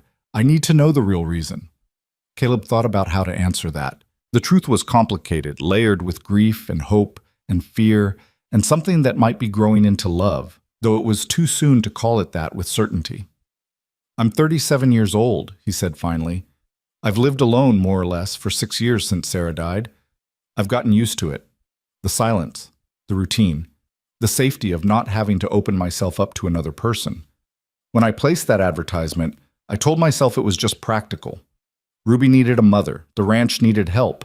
Simple equation. He paused, gathering his thoughts. But then your letters started coming, and they weren't what I expected. You didn't write about wanting adventure or romance. You wrote about purpose and intention and building something that mattered. You asked real questions about Ruby, not just surface things. You told me hard truths about yourself. And somewhere in those letters, I started to feel something I hadn't felt since Sarah. Like maybe the world wasn't quite so empty after all. Mara's eyes were bright with unshed tears. When I found you in the desert, Caleb continued, half dead and still fighting, still holding on, I realized I didn't just want a mother for Ruby or help on the ranch. I wanted you. This specific, stubborn, brave woman who refused to give up even when giving up would have been easier. So yes, Mara, I want to marry you. Broken legs don't change that. A tear slipped down Mara's cheek. I'm not brave. I'm terrified. Of failing Ruby. Of failing you. Of being a burden instead of a partner. Then we'll be terrified together. He wiped the tear away gently. Being scared doesn't make you weak. It makes you human. Caleb Rourke, you're far too kind for your own good. I've been called many things. Kind isn't usually one of them. Mara laughed through her tears. Then perhaps I bring it out in you. Perhaps you do. The next few days fell into a pattern. Caleb tended to Mara's needs in the morning, changed her bandages, helped her with necessities that they both pretended were less mortifying than they actually were. Ruby visited constantly, bringing flowers she'd picked, asking endless questions, gradually growing more comfortable. In the afternoons, when Mara was strongest, she began reading to Ruby from Treasure Island, and Caleb would listen from the doorway, watching his daughter's face light up with the adventure. But it wasn't all smooth. Pain kept Mara awake at nights, and Caleb would hear her trying to stifle groans so as not to wake him. The wound on her left leg looked angry and inflamed despite his careful cleaning, and he worried about infection taking hold. And there were moments when Mara's spirits would crash, when she'd turn her face to the wall and refuse to talk, overwhelmed by helplessness and pain. On the fourth day, Sam Weaver and his wife Mary came to visit, bringing food and well wishes. Other neighbors followed. The Hendersons, who'd been in the wagon crash with Mara and had made it to safety. Mrs. Chen from the general store. Even old Hoskins from the depot. But not everyone who came had kindness in mind. On the fifth day, 3 women from town arrived together. Mrs. Gertrude Vale, wife of the bank manager. Mrs. Patricia Summers, whose husband owned the largest spread in the county. And Miss Constance Hart, the schoolteacher who'd held her position for 20 years and guarded it jealously. Caleb met them on the porch, Ruby at his side. Mr. Rourke, Mrs. Vale said, her voice dripping with false sympathy. We've come to welcome your fiancé and to offer our assistance in this difficult time. There was something in her tone that put Caleb's back up immediately. That's kind of you. Mara's resting at the moment. Oh, we wouldn't dream of disturbing her rest, Mrs. Summers cut in. We simply thought, given the circumstances, you might need guidance on how to proceed appropriately. Appropriately, Caleb repeated flatly. Well, yes. Miss Hart stepped forward, her thin face pinched with disapproval. It's highly irregular, Mr. Rourke, an unmarried woman living in your home. Even given her injuries, people will talk. They are talking. Let them. But think of Ruby, Mrs. Vale said, putting a hand on Ruby's shoulder. Ruby immediately stepped away from the touch. A child needs to be raised in a proper environment, with proper examples. Caleb felt his temper rising, but before he could respond, a voice came from inside the house. I may be bedridden, but I'm not deaf. The women turned to see Mara in the doorway to the bedroom, leaning heavily on the doorframe. She must have dragged herself there, and the effort had clearly cost her. Her face was pale and sweat beaded on her forehead, but her expression was composed and her voice was steady. "If you have concerns about my presence in this house," Mara continued, "then address them to me directly, not to Caleb. Not in front of his daughter." Mrs. Vale recovered first, arranging her face into a smile. "Miss Ellington, we're simply trying to help." "Are you?" "Because it sounds rather more like judgment disguised as assistance." Mara's gray eyes were cool. "Let me clarify the situation for you. I am Caleb's fiancée. We will be married as soon as arrangements can be made. My injuries have complicated timing, but not intention. If that troubles your sense of propriety, I suggest you take it up with the universe that arranged for the wagon crash, not with the man who saved my life." "Now see here," Mrs. Summers began. "No, you see here." Mara's voice sharpened. "I spent 3 days dying in the desert because a wheel broke at the wrong moment. I have 2 broken legs that will take months to heal. I am in constant pain, and frankly, I have neither the energy nor the inclination to care what the ladies of Red Hollow think of my living arrangements. If you've come to help, then help. If you've come to gossip and judge, then the door is right there." Silence fell on the porch. Ruby's eyes were huge. Caleb was fighting a smile. Miss Hart drew herself up indignantly. "Well, I can see we're not wanted here. Come, ladies, we clearly made a mistake thinking our assistance would be welcome." "Clearly," Mara agreed pleasantly. The 3 women swept off the porch and down the path to their buggy with as much dignity as they could muster. When they were gone, Mara's composure crumbled. She swayed, and Caleb was at her side instantly, catching her before she fell. "That was incredibly stupid," he said, but there was admiration in his voice. "You shouldn't be on your feet at all." "I know, but I couldn't let them talk about you that way. About us." She leaned heavily against him. "Was I too harsh?" "You were perfect." He lifted her carefully, carrying her back to the bed. "Though you probably just made enemies of the 3 biggest gossips in town. Then I'll have to live with that." Mara settled back against the pillows with a grimace. "I won't let people imply there's anything improper happening here. I won't let Ruby hear that kind of talk." Ruby appeared in the doorway, her eyes shining. "That was amazing. You made them go away." "I may have been a bit rude," Mara admitted. "They were rude first," Ruby declared. "You were just honest." "From the mouths of babes," Caleb murmured. But despite Mara's brave stand, the women's visit left a shadow. That evening, after Ruby was asleep, Mara brought it up again. "They're right, you know, about people talking. I told you I don't care, but I do. Not for myself, for Ruby." Mara's voice was quiet but firm. "She's young enough that she doesn't fully understand yet what people are implying. But she will. And when she does, she'll hear that her father took in a stranger and lived unmarried under one roof. She'll hear that I was improper, that we were improper. Then we'll get married sooner, this week. I'm bedridden, Caleb. I can barely sit up without help. How is that a proper wedding? Who decides what's proper? Judge Henry can marry us right here in this room. Ruby can be there. That's all we need." Mara was quiet for a long moment. "You'd really do that? Marry me now, like this, when I can't even stand?" "I'd marry you tomorrow if you'd have me." She turned to look at him, really look at him, and something in her expression made Caleb's heart beat faster. "Then ask me, properly, the way it should be asked." Caleb moved to kneel beside the bed, taking her hand in his. "Mara Ellington, you're the bravest, stubbornest, most extraordinary woman I've ever met. You've survived things that would break most people. You've chosen me and Ruby when you had every reason to run. Will you marry me? Not because it's practical or proper, but because I want to spend my life with you. Because I want to see who we become together. Will you be my wife?" Tears streamed down Mara's face, but she was smiling. "Yes, yes, Caleb Rourke, I'll marry you. Tomorrow, next week, whenever you can arrange it. Yes." He leaned forward and kissed her, tasting salt from her tears and something sweet underneath. When they pulled apart, they were both smiling.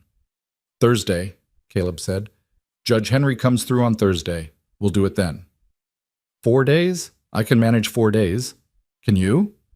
I dragged myself through the desert with 2 broken legs. I can certainly survive 4 more days of gossip and disapproval. Caleb laughed. That's my girl. Your girl, Mara repeated softly. I like the sound of that. Thursday arrived with storm clouds gathering on the horizon, the kind that promised a rare summer rain. Judge Henry arrived at noon in his dusty buggy, accompanied by his clerk who would serve as witness. Sam and Mary Weaver came as well, at Caleb's invitation, and Doc Harrison stopped by to check on Mara before the ceremony. Well, Doc said after examining her legs, the swelling's gone down considerably. The wound's healing clean, no infection. You're a lucky woman, Miss Ellington. I prefer to think I'm stubborn rather than lucky, Mara replied. That too. Doc packed up his bag. You'll do fine. Both of you will. Ruby helped Mara get ready, brushing out her dark hair and braiding it simply. Someone, Mary, probably, had brought a dress in soft blue cotton that fit reasonably well. It wasn't a wedding dress, not really, but it was clean and pretty, and that was enough.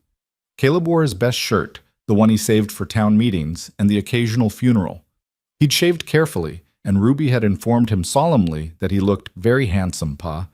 When everyone was gathered in the bedroom, Judge Henry at the foot of the bed, Ruby standing beside Mara, Mary and Sam, and Doc Harrison filling the small space, Caleb took Mara's hand and the ceremony began. Judge Henry kept it short and simple, the words familiar and worn smooth with use. Dearly beloved, we are gathered here today. But despite the brevity, despite the unconventional setting, despite everything that had gone wrong to bring them to this moment, something profound was happening. 2 people who'd known each other only through letters and a handful of days were binding their lives together, choosing each other deliberately in front of witnesses. Do you, Caleb Michael Rourke, take this woman to be your lawfully wedded wife? I do. And do you, Mara Catherine Ellington, take this man to be your lawfully wedded husband? Mara's voice rang clear. I do. Then by the power vested in me by the territory of Wyoming, I now pronounce you husband and wife. Judge Henry smiled. You may kiss your bride, Caleb. Caleb leaned down, mindful of Mara's injuries, and kissed her gently. When they pulled apart, Ruby was beaming, Mary was wiping tears, and Sam was grinning like this was the best entertainment he'd seen all year. Congratulations, Mrs. Rourke, Caleb said softly. Mrs. Rourke, Mara repeated, testing the name. I rather like that. Ruby climbed carefully onto the bed, and Mara wrapped an arm around her. Welcome to our family, Ruby said seriously. Thank you for having me, Mara replied, just as seriously. They celebrated with a simple meal that Mary had prepared. Roasted chicken, fresh bread, vegetables from someone's garden. It wasn't fancy, but it was good, and it was shared with people who genuinely cared. As evening fell and the gathering broke up, Judge Henry pulled Caleb aside. That's a remarkable woman you've married. I know. The town's going to test her, test both of you. People like the Vales and the Summers don't give up their disapproval easily. We'll manage. I believe you will. Judge Henry clapped him on the shoulder. But don't underestimate how hard it might get. Mara's going to be housebound for months. She's going to need support that goes beyond medical care. Make sure she has friends. Make sure she doesn't feel isolated. I will. After everyone left, Caleb helped Ruby prepare for bed.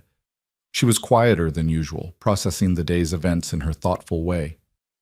Pa, she said as he tucked her in, is Mara really my mother now? What do you think? I think, Ruby frowned, considering. I think she wants to be, but I don't know if I'm ready to call her that yet. That's all right, baby girl. These things take time. There's no rush. But I do like her. A lot. I'm glad. Ruby was quiet for a moment. Do you think Mama would be okay with this? With Mara? The question hit Caleb hard, as it always did when Ruby asked about Sarah. I think your mama would want us to be happy, to have family, to not be alone, and I think she'd like Mara very much. Me too, Ruby whispered. Then, Pa, I'm glad Mara didn't die in the desert. I'm really, really glad. So am I, sweetheart. So am I. When Caleb returned to his room, their room now, He found Mara still awake, looking out the window at the storm clouds that had been threatening all day. The first drops of rain were beginning to fall, pattering against the glass. "Rain," she said quietly. "In the desert." It happens sometimes, not often, but when it does, it's a gift. He sat on the edge of the bed. "How are you feeling, honestly?" "Overwhelmed, grateful, terrified, happy." She turned to him. "Married." "Married," he confirmed. "Caleb, I need you to promise me something. Anything. If this gets too hard, if I become too much of a burden, if you regret—" He stopped her with a kiss, deeper than the gentle one at the ceremony. When he pulled back, his voice was firm. "I'm not going to regret this. I'm not going to regret you. We're married now, Mara. For better or worse. We made that promise in front of witnesses. I intend to keep it.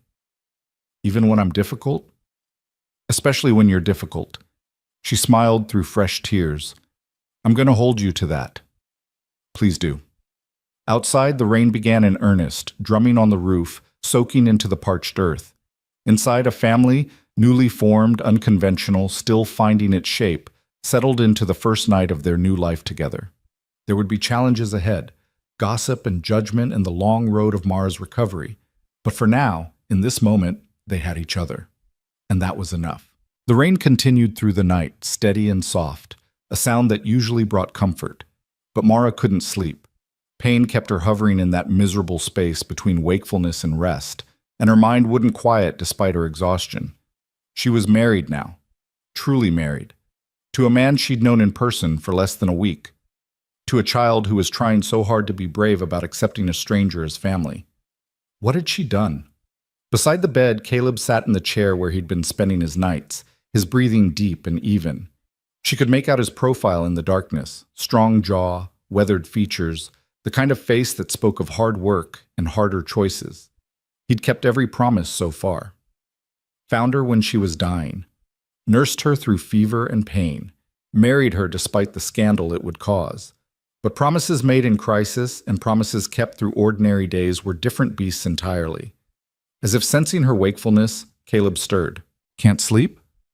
"I'm sorry. I didn't mean to wake you." "You didn't." He moved to sit on the edge of the bed, careful not to jostle her legs. "Pain?" "Some. But mostly just—" She trailed off, unsure how to explain the tangle of thoughts in her head. "Thinking too much?" Despite everything, she smiled. "How did you know?" "Because I'm doing the same thing." His hand found hers in the darkness. "Having second thoughts?" "No, yes, maybe." She squeezed his hand. "Not about you, not about Ruby, just about whether I can actually do this. Be what you both need." "What do you think we need?" "I don't know. That's the problem. I know what the letters said, what I thought I could be, but the reality is so much more complicated than words on paper." She could feel tears threatening again, which was ridiculous. She'd cried more in the past week than in the past year. "I'm supposed to be a mother to Ruby, a wife to you, a help on the ranch, but I can't even walk to the kitchen. I can't cook, I can't clean, I can't do anything except lie here being useless." "You're not— Please don't tell me I'm not useless. I know you're trying to be kind, but I need honesty right now more than kindness." Her voice cracked slightly. "I need to know what happens when the crisis is over and we're just left with ordinary life. When you're exhausted from doing everything yourself, and Ruby realizes her new mother can't even play outside with her, and the whole town is whispering about the crippled mail-order bride who trapped Caleb Rourke into marriage. What happens then?" Caleb was quiet for a long moment. The rain drummed against the roof, filling the silence between them. "You want honesty?" he said finally. "All right, here it is. I'm scared too. I'm scared that I won't know how to be a husband again after 6 years alone. I'm scared that I'll fail you somehow, say the wrong thing or do the wrong thing, and you'll realize you made a mistake coming here. I'm scared that Ruby will resent you for not being Sarah, or worse, that she'll love you and then something will happen and she'll lose another mother. I'm scared that this whole fragile thing we're building will shatter the first time real trouble hits." Mara stared at him, shocked by the raw admission. "But here's the other truth," Caleb continued. "I'm more scared of not trying. of letting fear win, of teaching Ruby that you should only take safe bets in life. You're right that ordinary days are different from crisis, but ordinary days are also where real life happens, where real love gets built. Not in the dramatic moments, but in the small ones. The breakfast conversations and the evening routines and the 1,000 tiny choices to show up for each other. He lifted her hand to his lips, kissed her knuckles gently. So yes, there will be hard days ahead. Days when you're frustrated with your limitations, and I'm exhausted from carrying extra load. Days when Ruby acts out because change is hard for children. Days when the town gossips and we question everything. But I'd rather face those days with you than face easy days alone. Does that make sense? It does, Mara whispered. It makes perfect sense. Good. Now try to sleep. Tomorrow Ruby wants to help you start a garden journal. She's very excited about it. A garden journal? She figures if you can't work in the garden yet, you can help her plan what to plant next spring, draw pictures, make notes about what grows well here, keep her company while she weeds. Something warm bloomed in Mara's chest. She thought of that herself? She did. She's a smart one, our girl. Our girl. The possessive sent a shiver through Mara. Ruby was theirs now. Legally. Officially. The weight of that responsibility was enormous, but underneath the fear, there was also joy. Caleb? Thank you for being honest with me, for not pretending everything's perfect. We're going to have to be honest with each other if this is going to work. No sense starting with pretty lies. No sense at all, she agreed. This time, when sleep finally came for Mara, it was deeper and more restful than any she'd had since the accident. Morning brought Ruby bursting into the room with her usual energy, carrying a slate board and chalk. You're awake. Good. I drew the garden plot and marked where everything is now, see? She held up the slate, which showed a surprisingly detailed sketch. That's where the tomatoes are, and that's the squash, and those are the beans climbing on poles. Mara pulled herself more upright, ignoring the protest from her legs. This is wonderful, Ruby. You're quite the artist. Pa says I get it from Mama. She used to draw birds. Ruby climbed carefully onto the foot of the bed, settling cross-legged. So I was thinking, next spring we could try corn, and maybe some flowers too, not just vegetables. Mama always said a garden should have flowers. Your mother was right. Flowers feed the soul. Ruby's face brightened at hearing Mara agree with something Sarah had said. That's what she used to say. Flowers feed the soul. Pa doesn't remember her saying that, but I do. Then we'll definitely plant flowers. What kind should we try? They spent the next hour discussing possibilities, Ruby chattering excitedly while Mara made notes on paper Caleb brought. Sunflowers for height and cheerfulness, zinnias for color, morning glories to climb the porch posts. Ruby had opinions about everything, and Mara found herself genuinely enjoying the planning despite the constant ache in her legs. When Caleb called Ruby for breakfast, the girl hesitated. Can I bring mine in here to eat with Mara? I think that would be lovely, Mara said before Caleb could answer. So Ruby brought her plate of eggs and biscuits and sat on the floor beside the bed, still talking between bites about the garden, about a hawk she'd seen yesterday, about how Mary Weaver's daughter had a new kitten and could they maybe get one too. Caleb watched from the doorway, something soft in his expression that made Mara's heart squeeze. This was what he'd wanted when he'd placed that advertisement. Not romance, not grand gestures, just this. A woman talking with his daughter about gardens and dreams while morning sun streamed through the window. The peaceful moment shattered when someone knocked hard on the front door. Caleb's expression shifted immediately to wariness. Stay here, he told them, moving to answer it. Mara heard voices in the front room, raised and agitated, a woman's voice sharp with distress. Then Caleb calling, Mara, I need you to hear this. Ruby's eyes went wide. Mara looked at the girl. Help me to the doorway? Together they managed it, Ruby supporting Mara's weight on one side while Mara hopped on her good leg, clinging to furniture with her free hand. By the time they reached the bedroom door, Mara was sweating and dizzy, but she could see into the front room where a young woman stood wringing her hands, tears streaming down her face. Mrs. Chen, Caleb was saying, slow down. Tell me again what happened. It's my husband, the woman sobbed.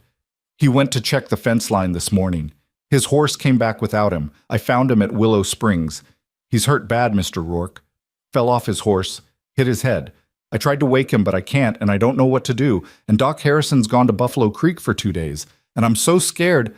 All right, Mrs. Chen. Let me get my horse. I'll go with you right now. But what if he dies before we get back? What if I did something wrong moving him to shade? What if... Mrs. Chen. Mara's voice cut through the panic. All eyes turned to her, leaning heavily in the doorway with Ruby propping her up. Listen to me. Did your husband have any bleeding from his head? Any blood in his ears or nose? Mrs. Chen blinked, thrown by the question. No, I don't think so. Just a lump on his forehead. Is he breathing steadily? Not gasping or irregular? Steadily, yes. Just, he won't wake up. That's good. That means his skull probably isn't fractured badly. The not waking up is concerning, but if you got him to shade and his breathing is steady, you bought him time. Mara's mind was racing, pulling up information from the medical books her mother had loved. Caleb, you need to check his pupils when you get there. If one is much larger than the other, that's bad. Means pressure on the brain. If they're the same size and responding to light, that's better. Caleb stared at her. How do you know this? My mother wanted to be a nurse before she married. She had medical texts. I read them. Mara turned back to Mrs. Chen. Keep him still. Don't move him more than necessary. Don't try to pour water down his throat if he's unconscious. He could choke. Just keep him cool and wait for him to wake naturally. And Mrs. Chen, people wake up from head injuries all the time. Try not to panic.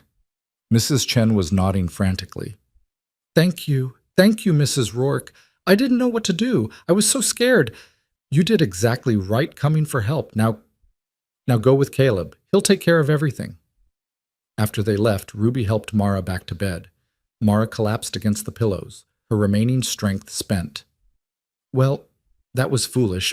I probably looked ridiculous hopping around. You looked brave, Ruby said seriously. And smart. Mrs. Chen was really scared until you talked to her. I hope I gave her good advice. I'm not a doctor. I just remembered things from books.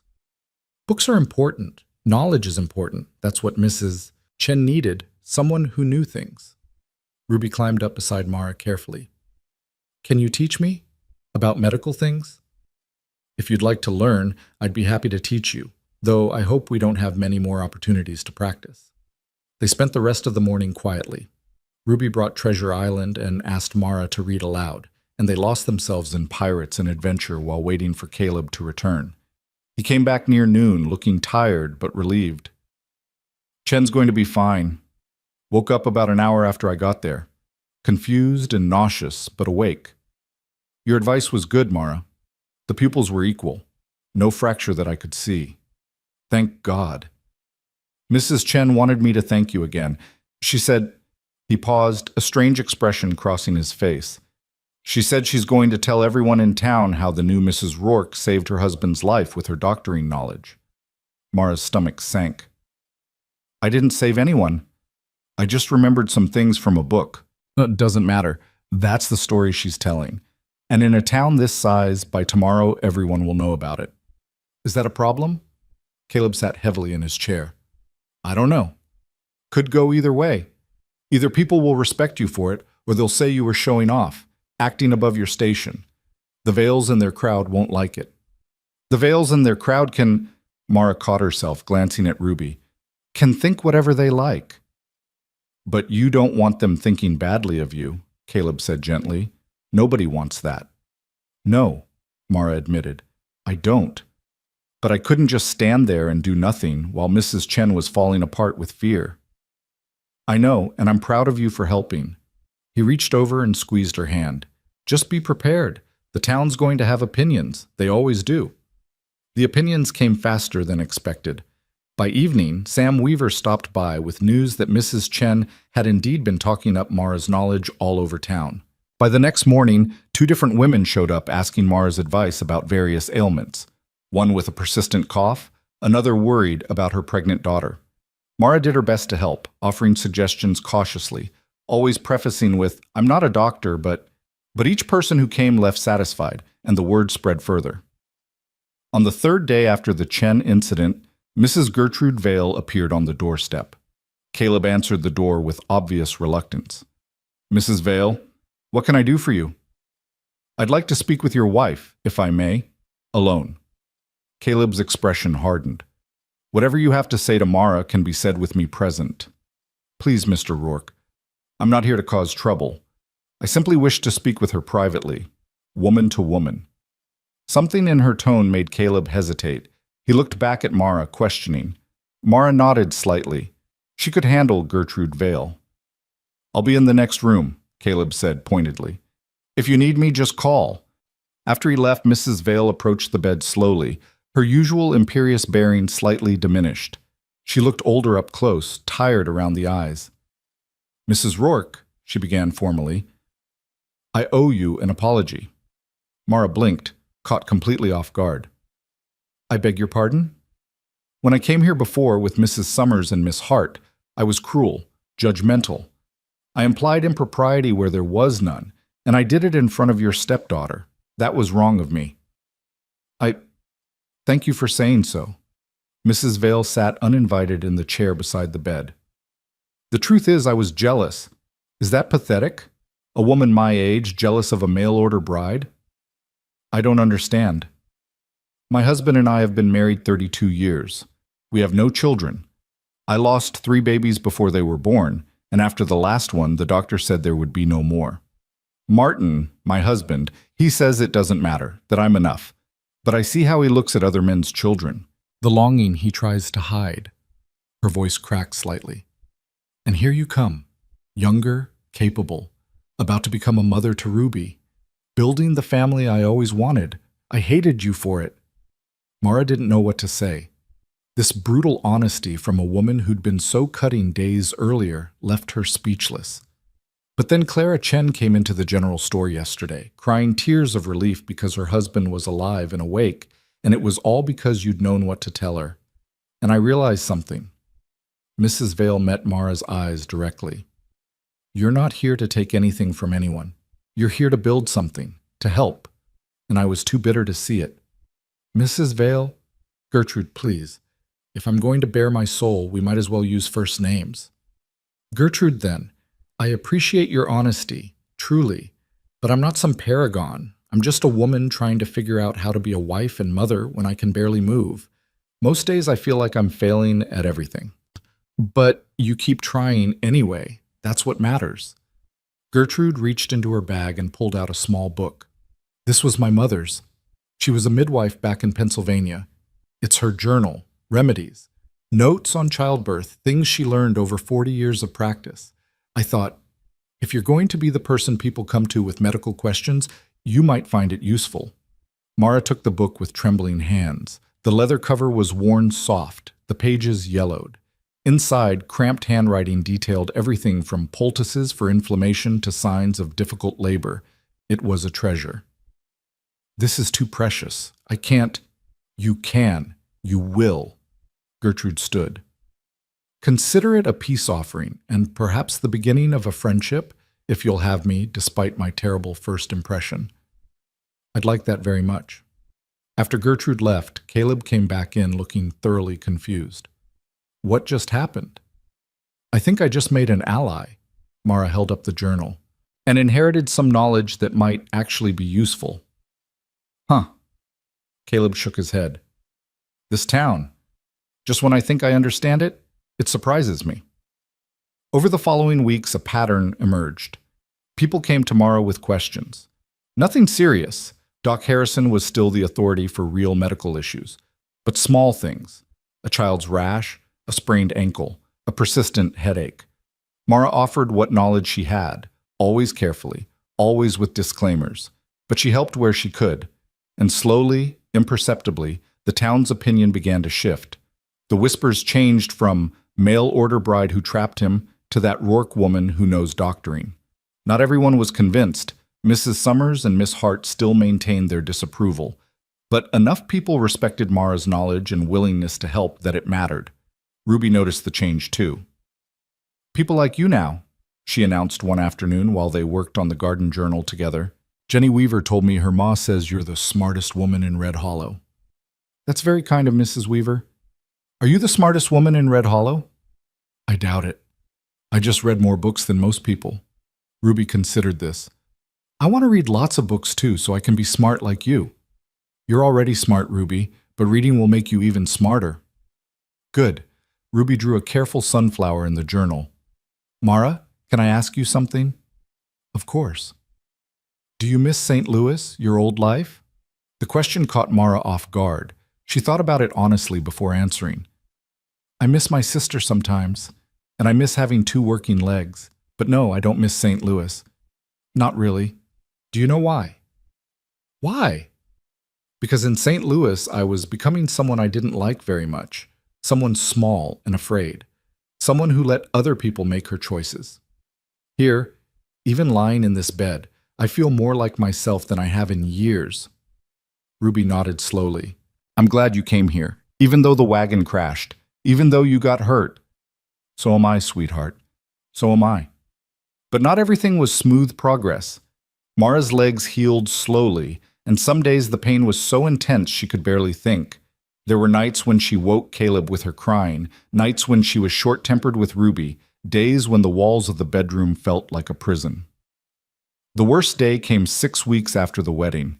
Mara woke to find that the wound on her left leg had reopened slightly during the night, blood soaking through the bandages. The sight of it, the setback after weeks of slow progress, broke something inside her. It's never going to heal, she said flatly when Caleb came to check on her. I'm going to be like this forever. It's just a small setback. Doc Harrison said, I don't care what Doc Harrison said. I'm so tired, Caleb, so tired of being helpless, of having to ask for help with everything, of being a burden. You're not, don't. Her voice was sharp. Don't tell me I'm not a burden. We both know I am. You can't work the ranch properly because you're always here tending to me. Ruby can't have a normal childhood because her new mother is bedridden. I can't even consummate our marriage because my legs are broken. How is that not a burden? The words hung in the air, brutal and raw. Ruby, standing in the doorway with breakfast, heard everything. Her face crumpled. Ruby, Mara started, but the girl was already running, the plate clattering to the floor. I'll go, Caleb said quietly. He left Mara alone with her pain and her shame. She could hear him in Ruby's room, his voice low and comforting. Ruby's sobs. More talking. Eventually, silence. When Caleb returned, his expression was carefully neutral. She'll be all right. She's young. She doesn't really understand what you meant about consummating. She just knows you're unhappy and she thinks it's her fault somehow. God. Mara covered her face with her hands. I'm sorry. I'm so sorry. I didn't mean for her to hear. I didn't mean any of it. Didn't you? Caleb sat down, and for the first time since she'd known him, he sounded tired, truly tired. Mara, I know this is hard. I know you're in pain and frustrated and scared, but you can't take it out on us. Ruby's just a child, and I'm doing the best I can. I know you are. Tears streamed down Mara's face. I don't know what's wrong with me. Some days I'm fine, and then days like today I just break. And I say terrible things I don't mean. Then tell Ruby that. Tell her you were hurting and scared and you said something you didn't mean. She'll forgive you. Children are good at forgiveness. What about you? Do you forgive me? Caleb was quiet for a long moment. I'm not angry, just worried. Worried that you're giving up, that the woman who dragged herself through the desert is letting pain win. Maybe she should. Maybe pain deserves to win sometimes. No, Caleb's voice was firm. Pain doesn't get to win. Not in this house. Not while I'm still standing. He moved to the bed, took her hands in his. Listen to me. You are not a burden. You are my wife. You are Ruby's mother. You're valuable and wanted and needed. Not despite your limitations, but as a complete person who happens to have broken legs right now. Do you understand? I'm trying to. Try harder, because Ruby needs you to be strong, and so do I. Mara nodded, wiping her eyes. I need to apologize to her. Yes, you do. Ruby came back into the room slowly, cautiously. Her eyes were red, but she'd stopped crying. Mara held out her arms, and after a moment's hesitation, Ruby came to the bed. I'm sorry, Mara said, holding the girl close. I said something very unkind. I was hurting and tired, but that's no excuse. You are not a burden. You are a joy, the best part of every day. Do you believe me? Ruby nodded against Mara's shoulder. Are you going to leave? When your legs get better? What? No. Ruby, no. Why would you think that? Because you sounded sad, like you didn't want to be here anymore. Mara's heart shattered. She pulled back so she could look Ruby in the eyes. I am sad sometimes, and frustrated, but never because of you or your father, only because of my injuries. And even on my saddest days, I want to be here. I want to be your mother. I chose this family, Ruby, and I'm not going anywhere. Promise? I promise. Ruby studied her face, looking for lies, then finally relaxed. Okay, I believe you. After Ruby left to do her chores, Mara lay back exhausted. Caleb remained beside the bed, watching her. That was hard, he said finally. It was necessary. I scared her. You scared both of us a little. I'm sorry. I know. He paused. Mara, I think you need to talk to someone. Mary, maybe, or Gertrude. Someone who understands what it's like to feel trapped by circumstances. What good would talking do? Maybe none. Maybe a lot. But keeping everything inside until it explodes isn't working. His voice gentled. I can't fix this for you. I can set your bones and bring you food and help you move around, but I can't fix what's happening in here. He touched her forehead gently. You have to do that work yourself, but you don't have to do it alone. Mara caught his hand, held it against her cheek. How did you get so wise? 6 years of single parenthood teaches you things. I'll talk to Mary. Or Gertrude. Someone. Good. He stood. I need to check the fence line. Will you be all right for a few hours? I'll manage. Caleb? Yeah? Thank you. For not giving up on me even when I'm giving up on myself. That's what marriage means. We take turns being strong. He smiled slightly. Today it's my turn. Tomorrow it might be yours. After he left, Mara lay in the quiet room and tried to find that strength he seemed so sure she possessed. The woman who'd survived the desert felt very far away right now. But maybe that was all right. Maybe strength wasn't about never breaking down. Maybe it was about breaking down and then finding the will to piece yourself back together, again and again, as many times as it took. Outside the window, she could hear Ruby singing one of her made-up songs while she weeded the garden. The words were nonsense, but the melody was sweet. Mara closed her eyes and let the sound wash over her, a reminder of what she was fighting for. Not just to walk again, but to be present for this life she'd chosen. To be the mother Ruby deserved, to be the wife Caleb needed, to be the woman she'd promised herself she would become. It wouldn't be easy. Some days, like today, it would be nearly impossible. But she would keep trying, because the alternative, giving up, letting pain win, meant losing everything that mattered. And she hadn't survived the desert just to surrender now. The conversation with the Mary Weaver came 2 days later, when the woman stopped by with fresh bread and an offer that felt like providence. I heard you had a rough morning the other day, Mary said, settling into the chair beside Mara's bed with the ease of someone comfortable in their own skin. Ruby told my Jenny that you were sad. Mara's cheeks flushed. I shouldn't have let her see me like that. Why not? You think children don't know when adults are hurting? Mary shook her head. My Jenny's seen me cry plenty of times. Over babies I lost, over hard winters, over my father passing. Didn't damage her none. Maybe even taught her something about being human. I told her I was a burden, that I couldn't even... Mara stopped, the words too embarrassing to repeat. That you couldn't be a proper wife to Caleb? Mary finished bluntly. Honey, if you think a marriage is only about what happens in a bed, you've got a lot to learn. My Sam and I went nearly a year after our second was born before we could be intimate again. Women's bodies need time to heal, so do broken bones, I imagine. The casual way Mary discussed it made something loosen in Mara's chest. Did you feel useless during that time? Every single day. I'd watch Sam working himself to exhaustion while I could barely climb the stairs without hurting. I'd see other women at church, standing and socializing, while I had to sit because standing too long made me bleed. It was hell, Mara, pure hell. Mary leaned forward. But you know what I learned? My worth wasn't tied to what my body could do. It was tied to who I was. The mother who read to my children, the wife who listened to my husband's worries, the woman who still had thoughts and feelings and value even when she couldn't do all the physical things expected of her. How did you stop feeling like a burden? I didn't, not completely. Some days I still feel it. Mary's honesty was refreshing.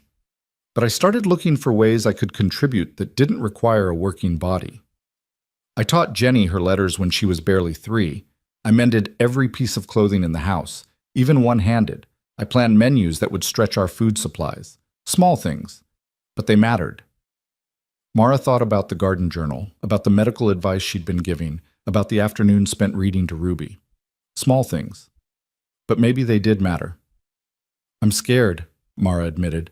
Scared that when my legs finally heal, Caleb will realize he married someone he doesn't really know.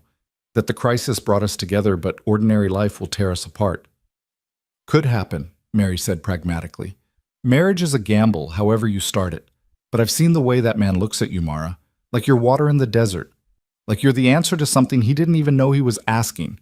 That's not crisis talking. That's real. How can you be sure? Because I've seen him look at other women over the years since Sarah died. Kind looks, appreciative looks, but never that look. The one that says, this person matters in a way I can't quite explain. You have that look too when you watch him with Ruby. Mary stood, brushing crumbs from her skirt. Stop waiting for the other shoe to drop and start living the life you've got. That's my advice for what it's worth. After Mary left, Mara found herself thinking about those words. Start living the life you've got. What did that look like when you were confined to a bed? The answer came gradually over the next few weeks. She started teaching Ruby not just from books, but from her own knowledge, arithmetic in the mornings, geography in the afternoons, history through stories that made the past come alive. Ruby absorbed it all hungrily, her quick mind latching onto concepts and connections. She helped Caleb with ranch bookkeeping, something he'd been handling haphazardly in ledgers that made her accountant's heart weep. She reorganized his records, created a system for tracking expenses and income, even identified places where he was losing money through poor planning. You're better at this than I am, Caleb admitted one evening, looking over the neat columns she'd created. I've been running this ranch by gut feeling for 15 years. Gut feeling has its place, but numbers don't lie. She pointed to a column. You're spending too much on feed in winter because you're not preserving enough hay in summer. If you added another cutting in August, you'd save nearly $30 come January. $30. Caleb whistled low. That's not nothing. It's a new dress for Ruby, or medicine if someone gets sick, or a dozen other things. Mara felt a small surge of satisfaction. See? I can contribute even from this bed. But Caleb leaned down and kissed her, quick and warm. I never doubted it. But the real test came 10 weeks after the wedding, when Ruby ran into the house crying, blood streaming from a gash on her forehead. I fell, she sobbed. From the hayloft. I'm sorry, Pa. I know I'm not supposed to climb up there alone, but I wanted to see the baby swallows, and I slipped. Let me see. Mara's voice cut through the panic with practiced calm. Caleb, bring her here. Quickly. She examined the wound with steady hands despite her racing heart. It was deep, still bleeding freely, but not deep enough to see bone. Head wounds bleed a lot, she told Ruby, whose sobs had quieted to hiccups. It looks worse than it is, but we need to clean it and probably stitch it. Caleb, do we have silk thread and needle? Sarah's sewing kit. I'll get it. Boil water first and bring clean cloth. Mara kept pressure on the wound while speaking calmly to Ruby. This is going to hurt, sweetheart. I won't lie to you, but I need you to be brave. Can you do that? Ruby nodded, her face pale but determined. Will I have a scar? Probably a small one, right at your hairline. You can tell people you got it fighting a dragon. Despite everything, Ruby giggled wetly. There aren't any dragons in Wyoming. Then we'll say you were very brave during a medical procedure. That's just as impressive. Caleb returned with supplies, his face drawn with worry. Mara walked him through preparing everything, then positioned Ruby so the light fell directly on the wound. Hold her shoulders, Mara instructed. She needs to stay very still. Ruby, look at your father. Don't look at what I'm doing. Just tell him about the baby swallows. What did they look like? While Ruby described the birds in a trembling voice, Mara cleaned the wound thoroughly, then threaded the needle with hands that were remarkably steady. She'd never done this before, only read about it in Gertrude's mother's journal and medical texts. But the mechanics were clear in her mind. The first stitch made Ruby cry out. Caleb's grip on her shoulders tightened. "You're doing so well," Mara murmured, working quickly. "Just 3 more. Keep talking about the swallows. Were they blue?" "The blue on top, white underneath. They were, ow, they were flying in and out of the nest, bringing bugs for the babies." "How many babies?" 4, small and fluffy. Ruby gasped as Mara tied off the final stitch. "Is it done?" "All done. You were incredibly brave." Mara finished bandaging the wound, her hands finally beginning to shake now that the crisis was over. "You'll need to keep this clean and dry for about a week. No climbing in haylofts." "I won't, I promise." Ruby touched the bandage gingerly. "Thank you, Mara."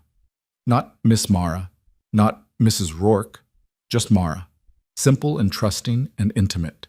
After Caleb took Ruby to rest, he returned to the bedroom and sank into his chair, running his hands through his hair. That was terrifying. "For me too." Mara's hands were still trembling. "I've never stitched human skin before, only practiced on orange peels the way the book described." "Orange peels?" Caleb stared at her. "You learned to suture from practicing on fruit?" "I told you I read a lot." "Reading is one thing. Doing it perfectly on your daughter while she's bleeding and crying is another." He moved to sit on the bed, taking her shaking hands in his. "You saved us today. If Doc Harrison had been here, he'd have done the same thing you did, but he wasn't. You were." "I was so scared I'd hurt her, that I'd do it wrong." "But you didn't. You stayed calm and did what needed to be done." He raised her hands to his lips, kissed each palm. "That's who you are, Mara. The person who stays calm in crisis, who dragged herself through the desert, who stitches wounds from a bed because her legs won't carry her. You're the strongest person I know." Mara felt tears sliding down her cheeks. "I don't feel strong. I feel like I'm barely holding on most days." "That's what strength is. Barely holding on but refusing to let go." Caleb brushed the tears away with his thumb. "I love you. I don't know if it's too soon to say that or if I should have said it sooner, but I love you. Not because you're convenient or helpful or good with Ruby, though you're all those things, but because you're you, stubborn and brave and smart and kind and completely unable to give up even when you want to." "I love you too." The words tumbled out, undeniable. "I think I have since you found me in the desert, but I was too scared to admit it. Too afraid you'd think it was just gratitude or crisis bonding or—" He kissed her, cutting off the anxious spiral of words. When they pulled apart, he was smiling. "We really did this backwards, didn't we? Married first, fell in love later. Completely backwards, but I wouldn't change it." "Neither would I." That evening, while Mara was reading in bed, Ruby appeared in the doorway looking uncertain. "Mara, can I ask you something?" "Of course, sweetheart." Ruby came closer, fidgeting with her nightgown. "Would it be all right if I called you Mama? Not all the time if you don't want, but sometimes, because you feel like a mama to me now. The way you took care of my head today, and the way you read to me, and the way you make Pa smile." The words came out in a rush. "But I know you're not my real mama, so if you'd rather I didn't—" "Ruby," Mara's voice was thick with emotion, "I would be honored, so honored. If you want to call me Mama, you absolutely can. Even though I already had a mama? Even though you're allowed to have 2 mamas, one who gave you life and loved you first, and one who gets to love you now." Mara held out her arms. "Come here." Ruby climbed onto the bed carefully, mindful of Mara's legs, and burrowed into her embrace. "Mama," she whispered, testing the word. "My mama."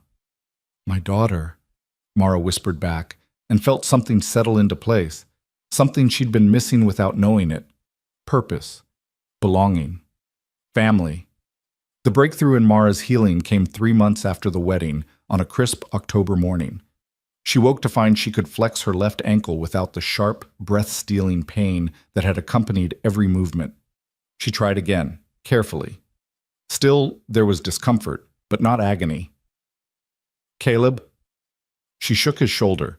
He'd taken to sleeping beside her rather than in the chair, both of them learning to navigate the intimacy of shared space even without consummation. Caleb, wake up! What's wrong? He was alert instantly, years of single parenthood making him a light sleeper. Nothing's wrong. Look! She moved her ankle again, then her toes. The swelling's finally gone down. I can move it.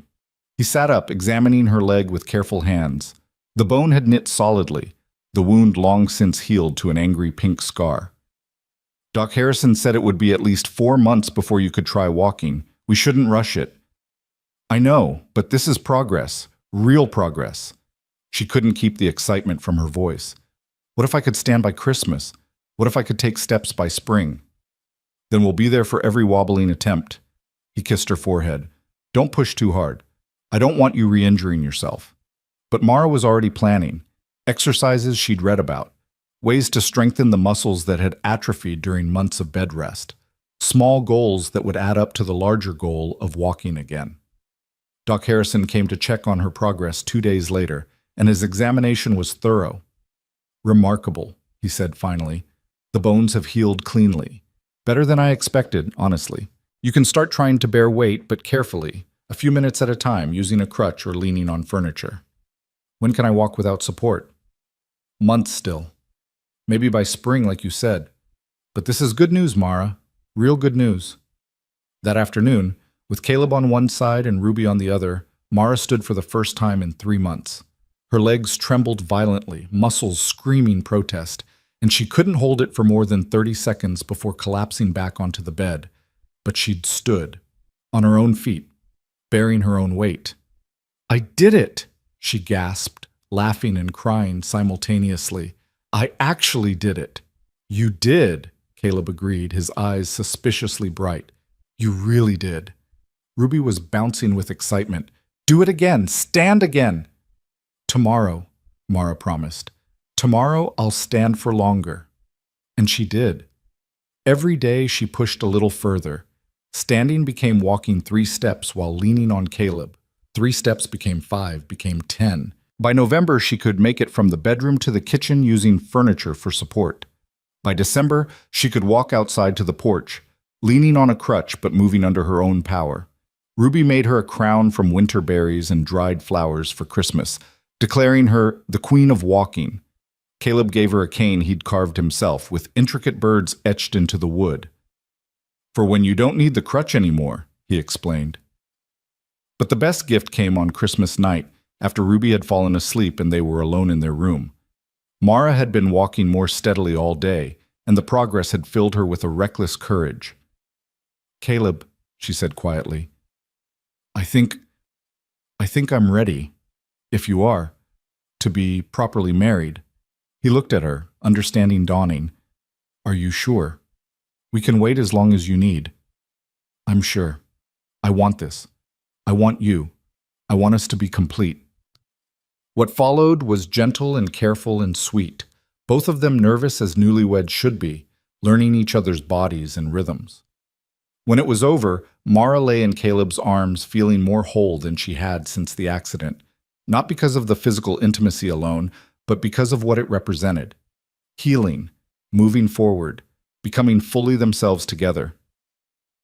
I love you, Caleb murmured into her hair. I love you so much it scares me sometimes. Good scared or bad scared? Good scared. The kind that comes from having something precious you don't want to lose. You won't lose me. I'm not going anywhere. She kissed his chest, right over his heart. I'm home, Caleb. Really, truly home. Spring came early that year, melting the snow by mid-March and coaxing green shoots from the earth.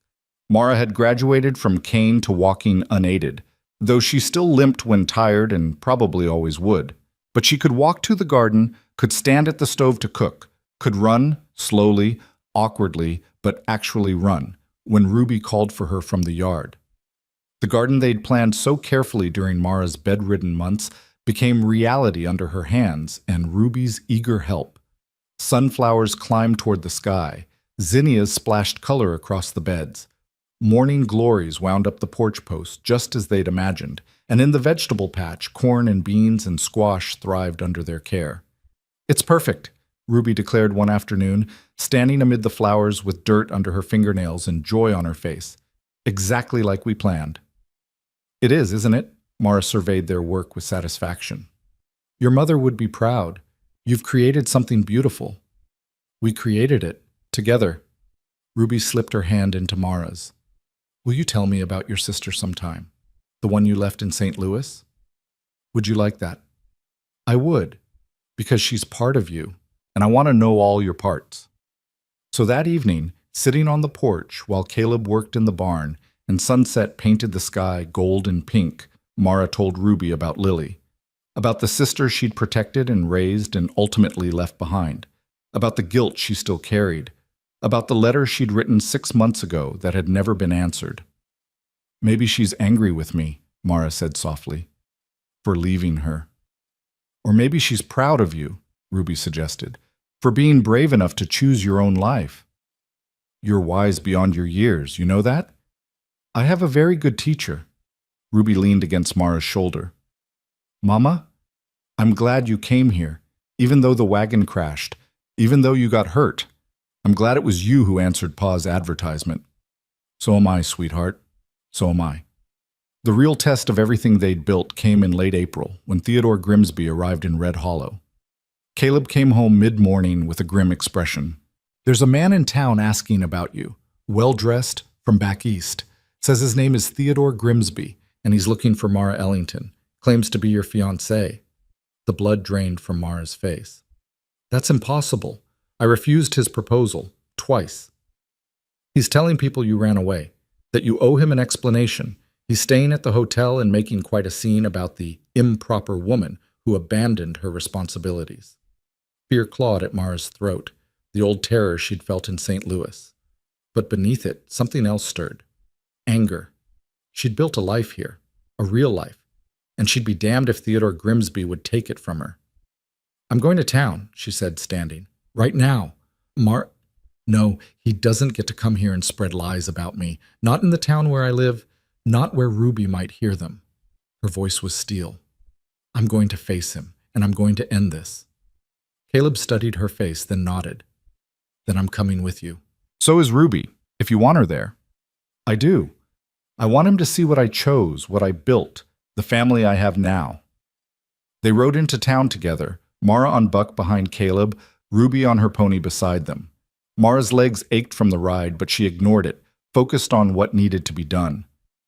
Theodore Grimsby stood on the porch of the hotel, exactly as she remembered, handsome in a polished way, well-dressed, confident. When he saw her, his face lit up with false relief. "Mara, thank God, I've been so worried." "Don't."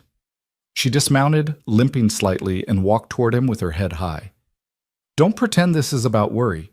What are you doing here, Theodore?" His expression shifted, calculation replacing concern. "I came to bring you home. Your father is beside himself. Your stepmother is distraught. You left without a word. I left with many words. In a letter I placed on my father's desk. Did he not share it with you?" Theodore's jaw tightened. "A letter saying you were running away to marry a stranger. Hardly a rational decision?" "It was the most rational decision of my life." Mara gestured to Caleb and Ruby, who joined her. "This is my husband, Caleb Rourke, and this is my daughter Ruby. My family." "Your daughter?" Theodore's laugh was ugly. "You've been here, what, 6 months, and you're playing house with a cowboy and his brat?" Caleb stepped forward, his face dark with anger, but Mara put a hand on his arm. "This is my fight." She turned back to Theodore, and her voice carried across the street where people had gathered to watch. "You don't get to come here and insult my family. You don't get to spread lies about me. I never agreed to marry you, Theodore. I refused you. Twice. You couldn't accept that, so you tried to force my hand through manipulation and threats. I left St. Louis to escape that.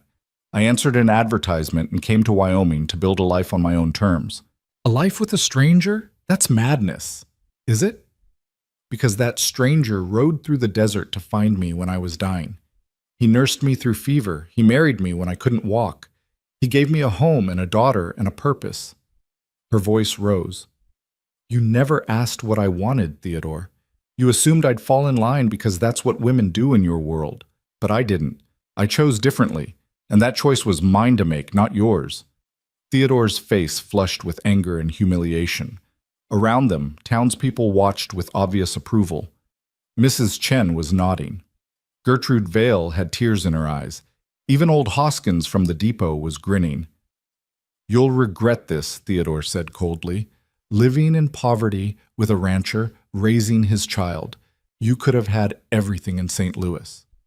"I have everything here." Mara reached for Caleb's hand, then Ruby's. "Everything that matters, anyway. Go home, Theodore. Tell my father I'm happy. Tell my stepmother I'm exactly where I want to be. And tell yourself whatever story you need to make sense of a woman who dared to say no to you." Theodore stared at her for a long moment, then turned and stalked into the hotel. The crowd burst into spontaneous applause. "That was the most magnificent thing I've ever seen," Gertrude said, appearing at Mara's elbow. "The way you stood up to him, the way you claimed your choices. Magnificent." "I was terrified," Mara admitted, her legs suddenly shaking. "Courage and fear aren't opposites, dear. They're companions." Gertrude squeezed her arm. "You were both terrified and brave. That's the best kind of courage." That evening, back at the ranch, Mara sat on the porch with Caleb while Ruby played with a kitten they'd finally acquired. The confrontation with Theodore had left her drained, but also strangely lighter, as if a weight she'd been carrying had finally lifted. "Do you think he'll leave?" she asked. "By morning, if he's smart. He made a fool of himself today, and this town won't tolerate him bothering you again." Caleb pulled her close. "You were incredible, by the way you stood there and told him exactly who you are. Who we are. I couldn't have done it without you beside me, without knowing Ruby was there." She rested her head on his shoulder. "That's the thing, I think. Before, in St. Louis, I was alone. But here I'm not. I have people who choose me back." "You do. You always will." Ruby abandoned her kitten and climbed into Mara's lap, something she still did despite being 7 now and getting tall. "Mama? That man was mean." "He was, but he's gone now." "Good. Because we don't need mean people here. We only need people who love each other." "That's exactly right, sweetheart." As sunset painted the sky in shades of gold and crimson, Mara looked out at the land she'd come to love, the garden she and Ruby had planted, the house Caleb had built with his own hands, the barn where their horses waited, the creek that wound through the valley, sustaining everything. This was home, not because of the place, but because of the people she shared it with. "I need to tell you both something," she said quietly. Ruby straightened in her lap, and Caleb's arm tightened around her shoulders. I'm fairly certain I'm pregnant." Caleb went very still. "Are you sure?" "As sure as I can be without Doc Harrison confirming it. All the signs are there." She touched her stomach gently.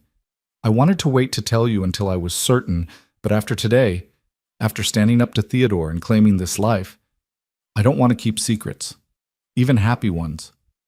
Ruby's eyes went huge. "A baby? I'm going to have a brother or sister? If everything goes well, it's early yet, there's no guarantee." Ruby threw her arms around Mara's neck, squealing. "A baby! Mama, that's the best thing ever!" Caleb hadn't said anything yet. Mara turned to look at him, suddenly worried. "Caleb, are you all right?" His eyes were wet, his face a mixture of joy and fear. "Sarah died having Ruby. What if—" I know you're scared. I'm scared too." She cupped his face in her hands. "But I'm not Sarah. My body is different, and I'll be careful. We'll be careful. Together." "Together," he repeated, his voice rough. Then he kissed her, deep and desperate and full of everything he couldn't say. When they pulled apart, he was smiling through tears. "A baby. We're having a baby." "We are."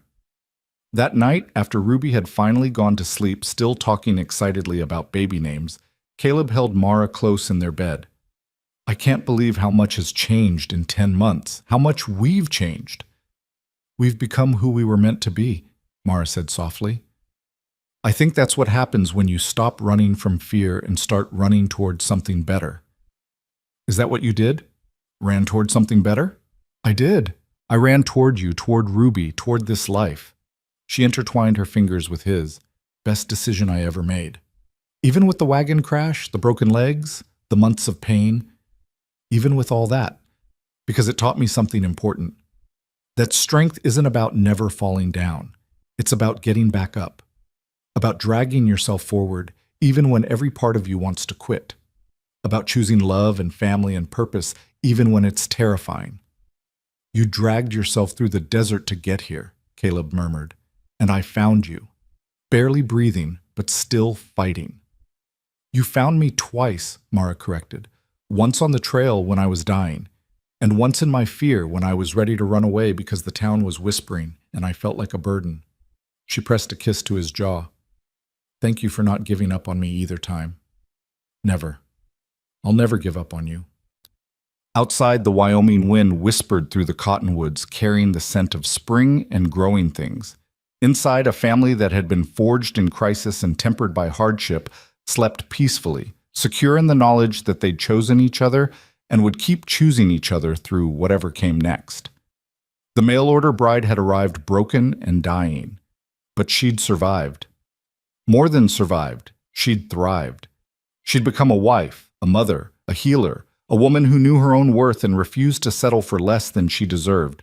And in doing so, she'd helped her cowboy and his daughter heal too, filling the spaces in their hearts that had been empty for so long.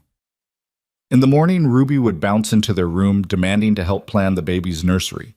Caleb would ride out to check the fence line, whistling one of Ruby's made-up songs. And Mara would walk to the garden on legs that still ached sometimes, but carried her forward nonetheless, ready to tend the life they'd planted together. This was what choosing looked like, not the fantasy of perfect love that arrived fully formed, but the messy, complicated, beautiful reality of two people who'd met as strangers, survived impossible circumstances, and built something lasting through sheer determination and daily choice. The wagon had crashed, but they'd risen from the wreckage, and standing together on the ridge behind the ranch, one golden afternoon weeks later, watching the sun set over the land that was now truly theirs, Caleb took Mara's hand and said what they were both thinking. We made it. We did, Mara agreed, her other hand resting on the slight swell of her belly where new life grew. Against all odds, we made it. Ruby ran ahead of them, chasing butterflies through the wildflowers, her laughter carrying on the wind. Below them, the ranch spread out like a promise kept. And in that moment, standing together with their future unfolding before them, Mara knew with absolute certainty that every painful step of the journey had been worth it. She'd been found. She'd chosen to stay. And she'd built a life more beautiful than any she could have imagined in those desperate hours trapped beneath the wagon wreckage. This was home. This was family. This was love. And it was enough, more than enough. It was everything.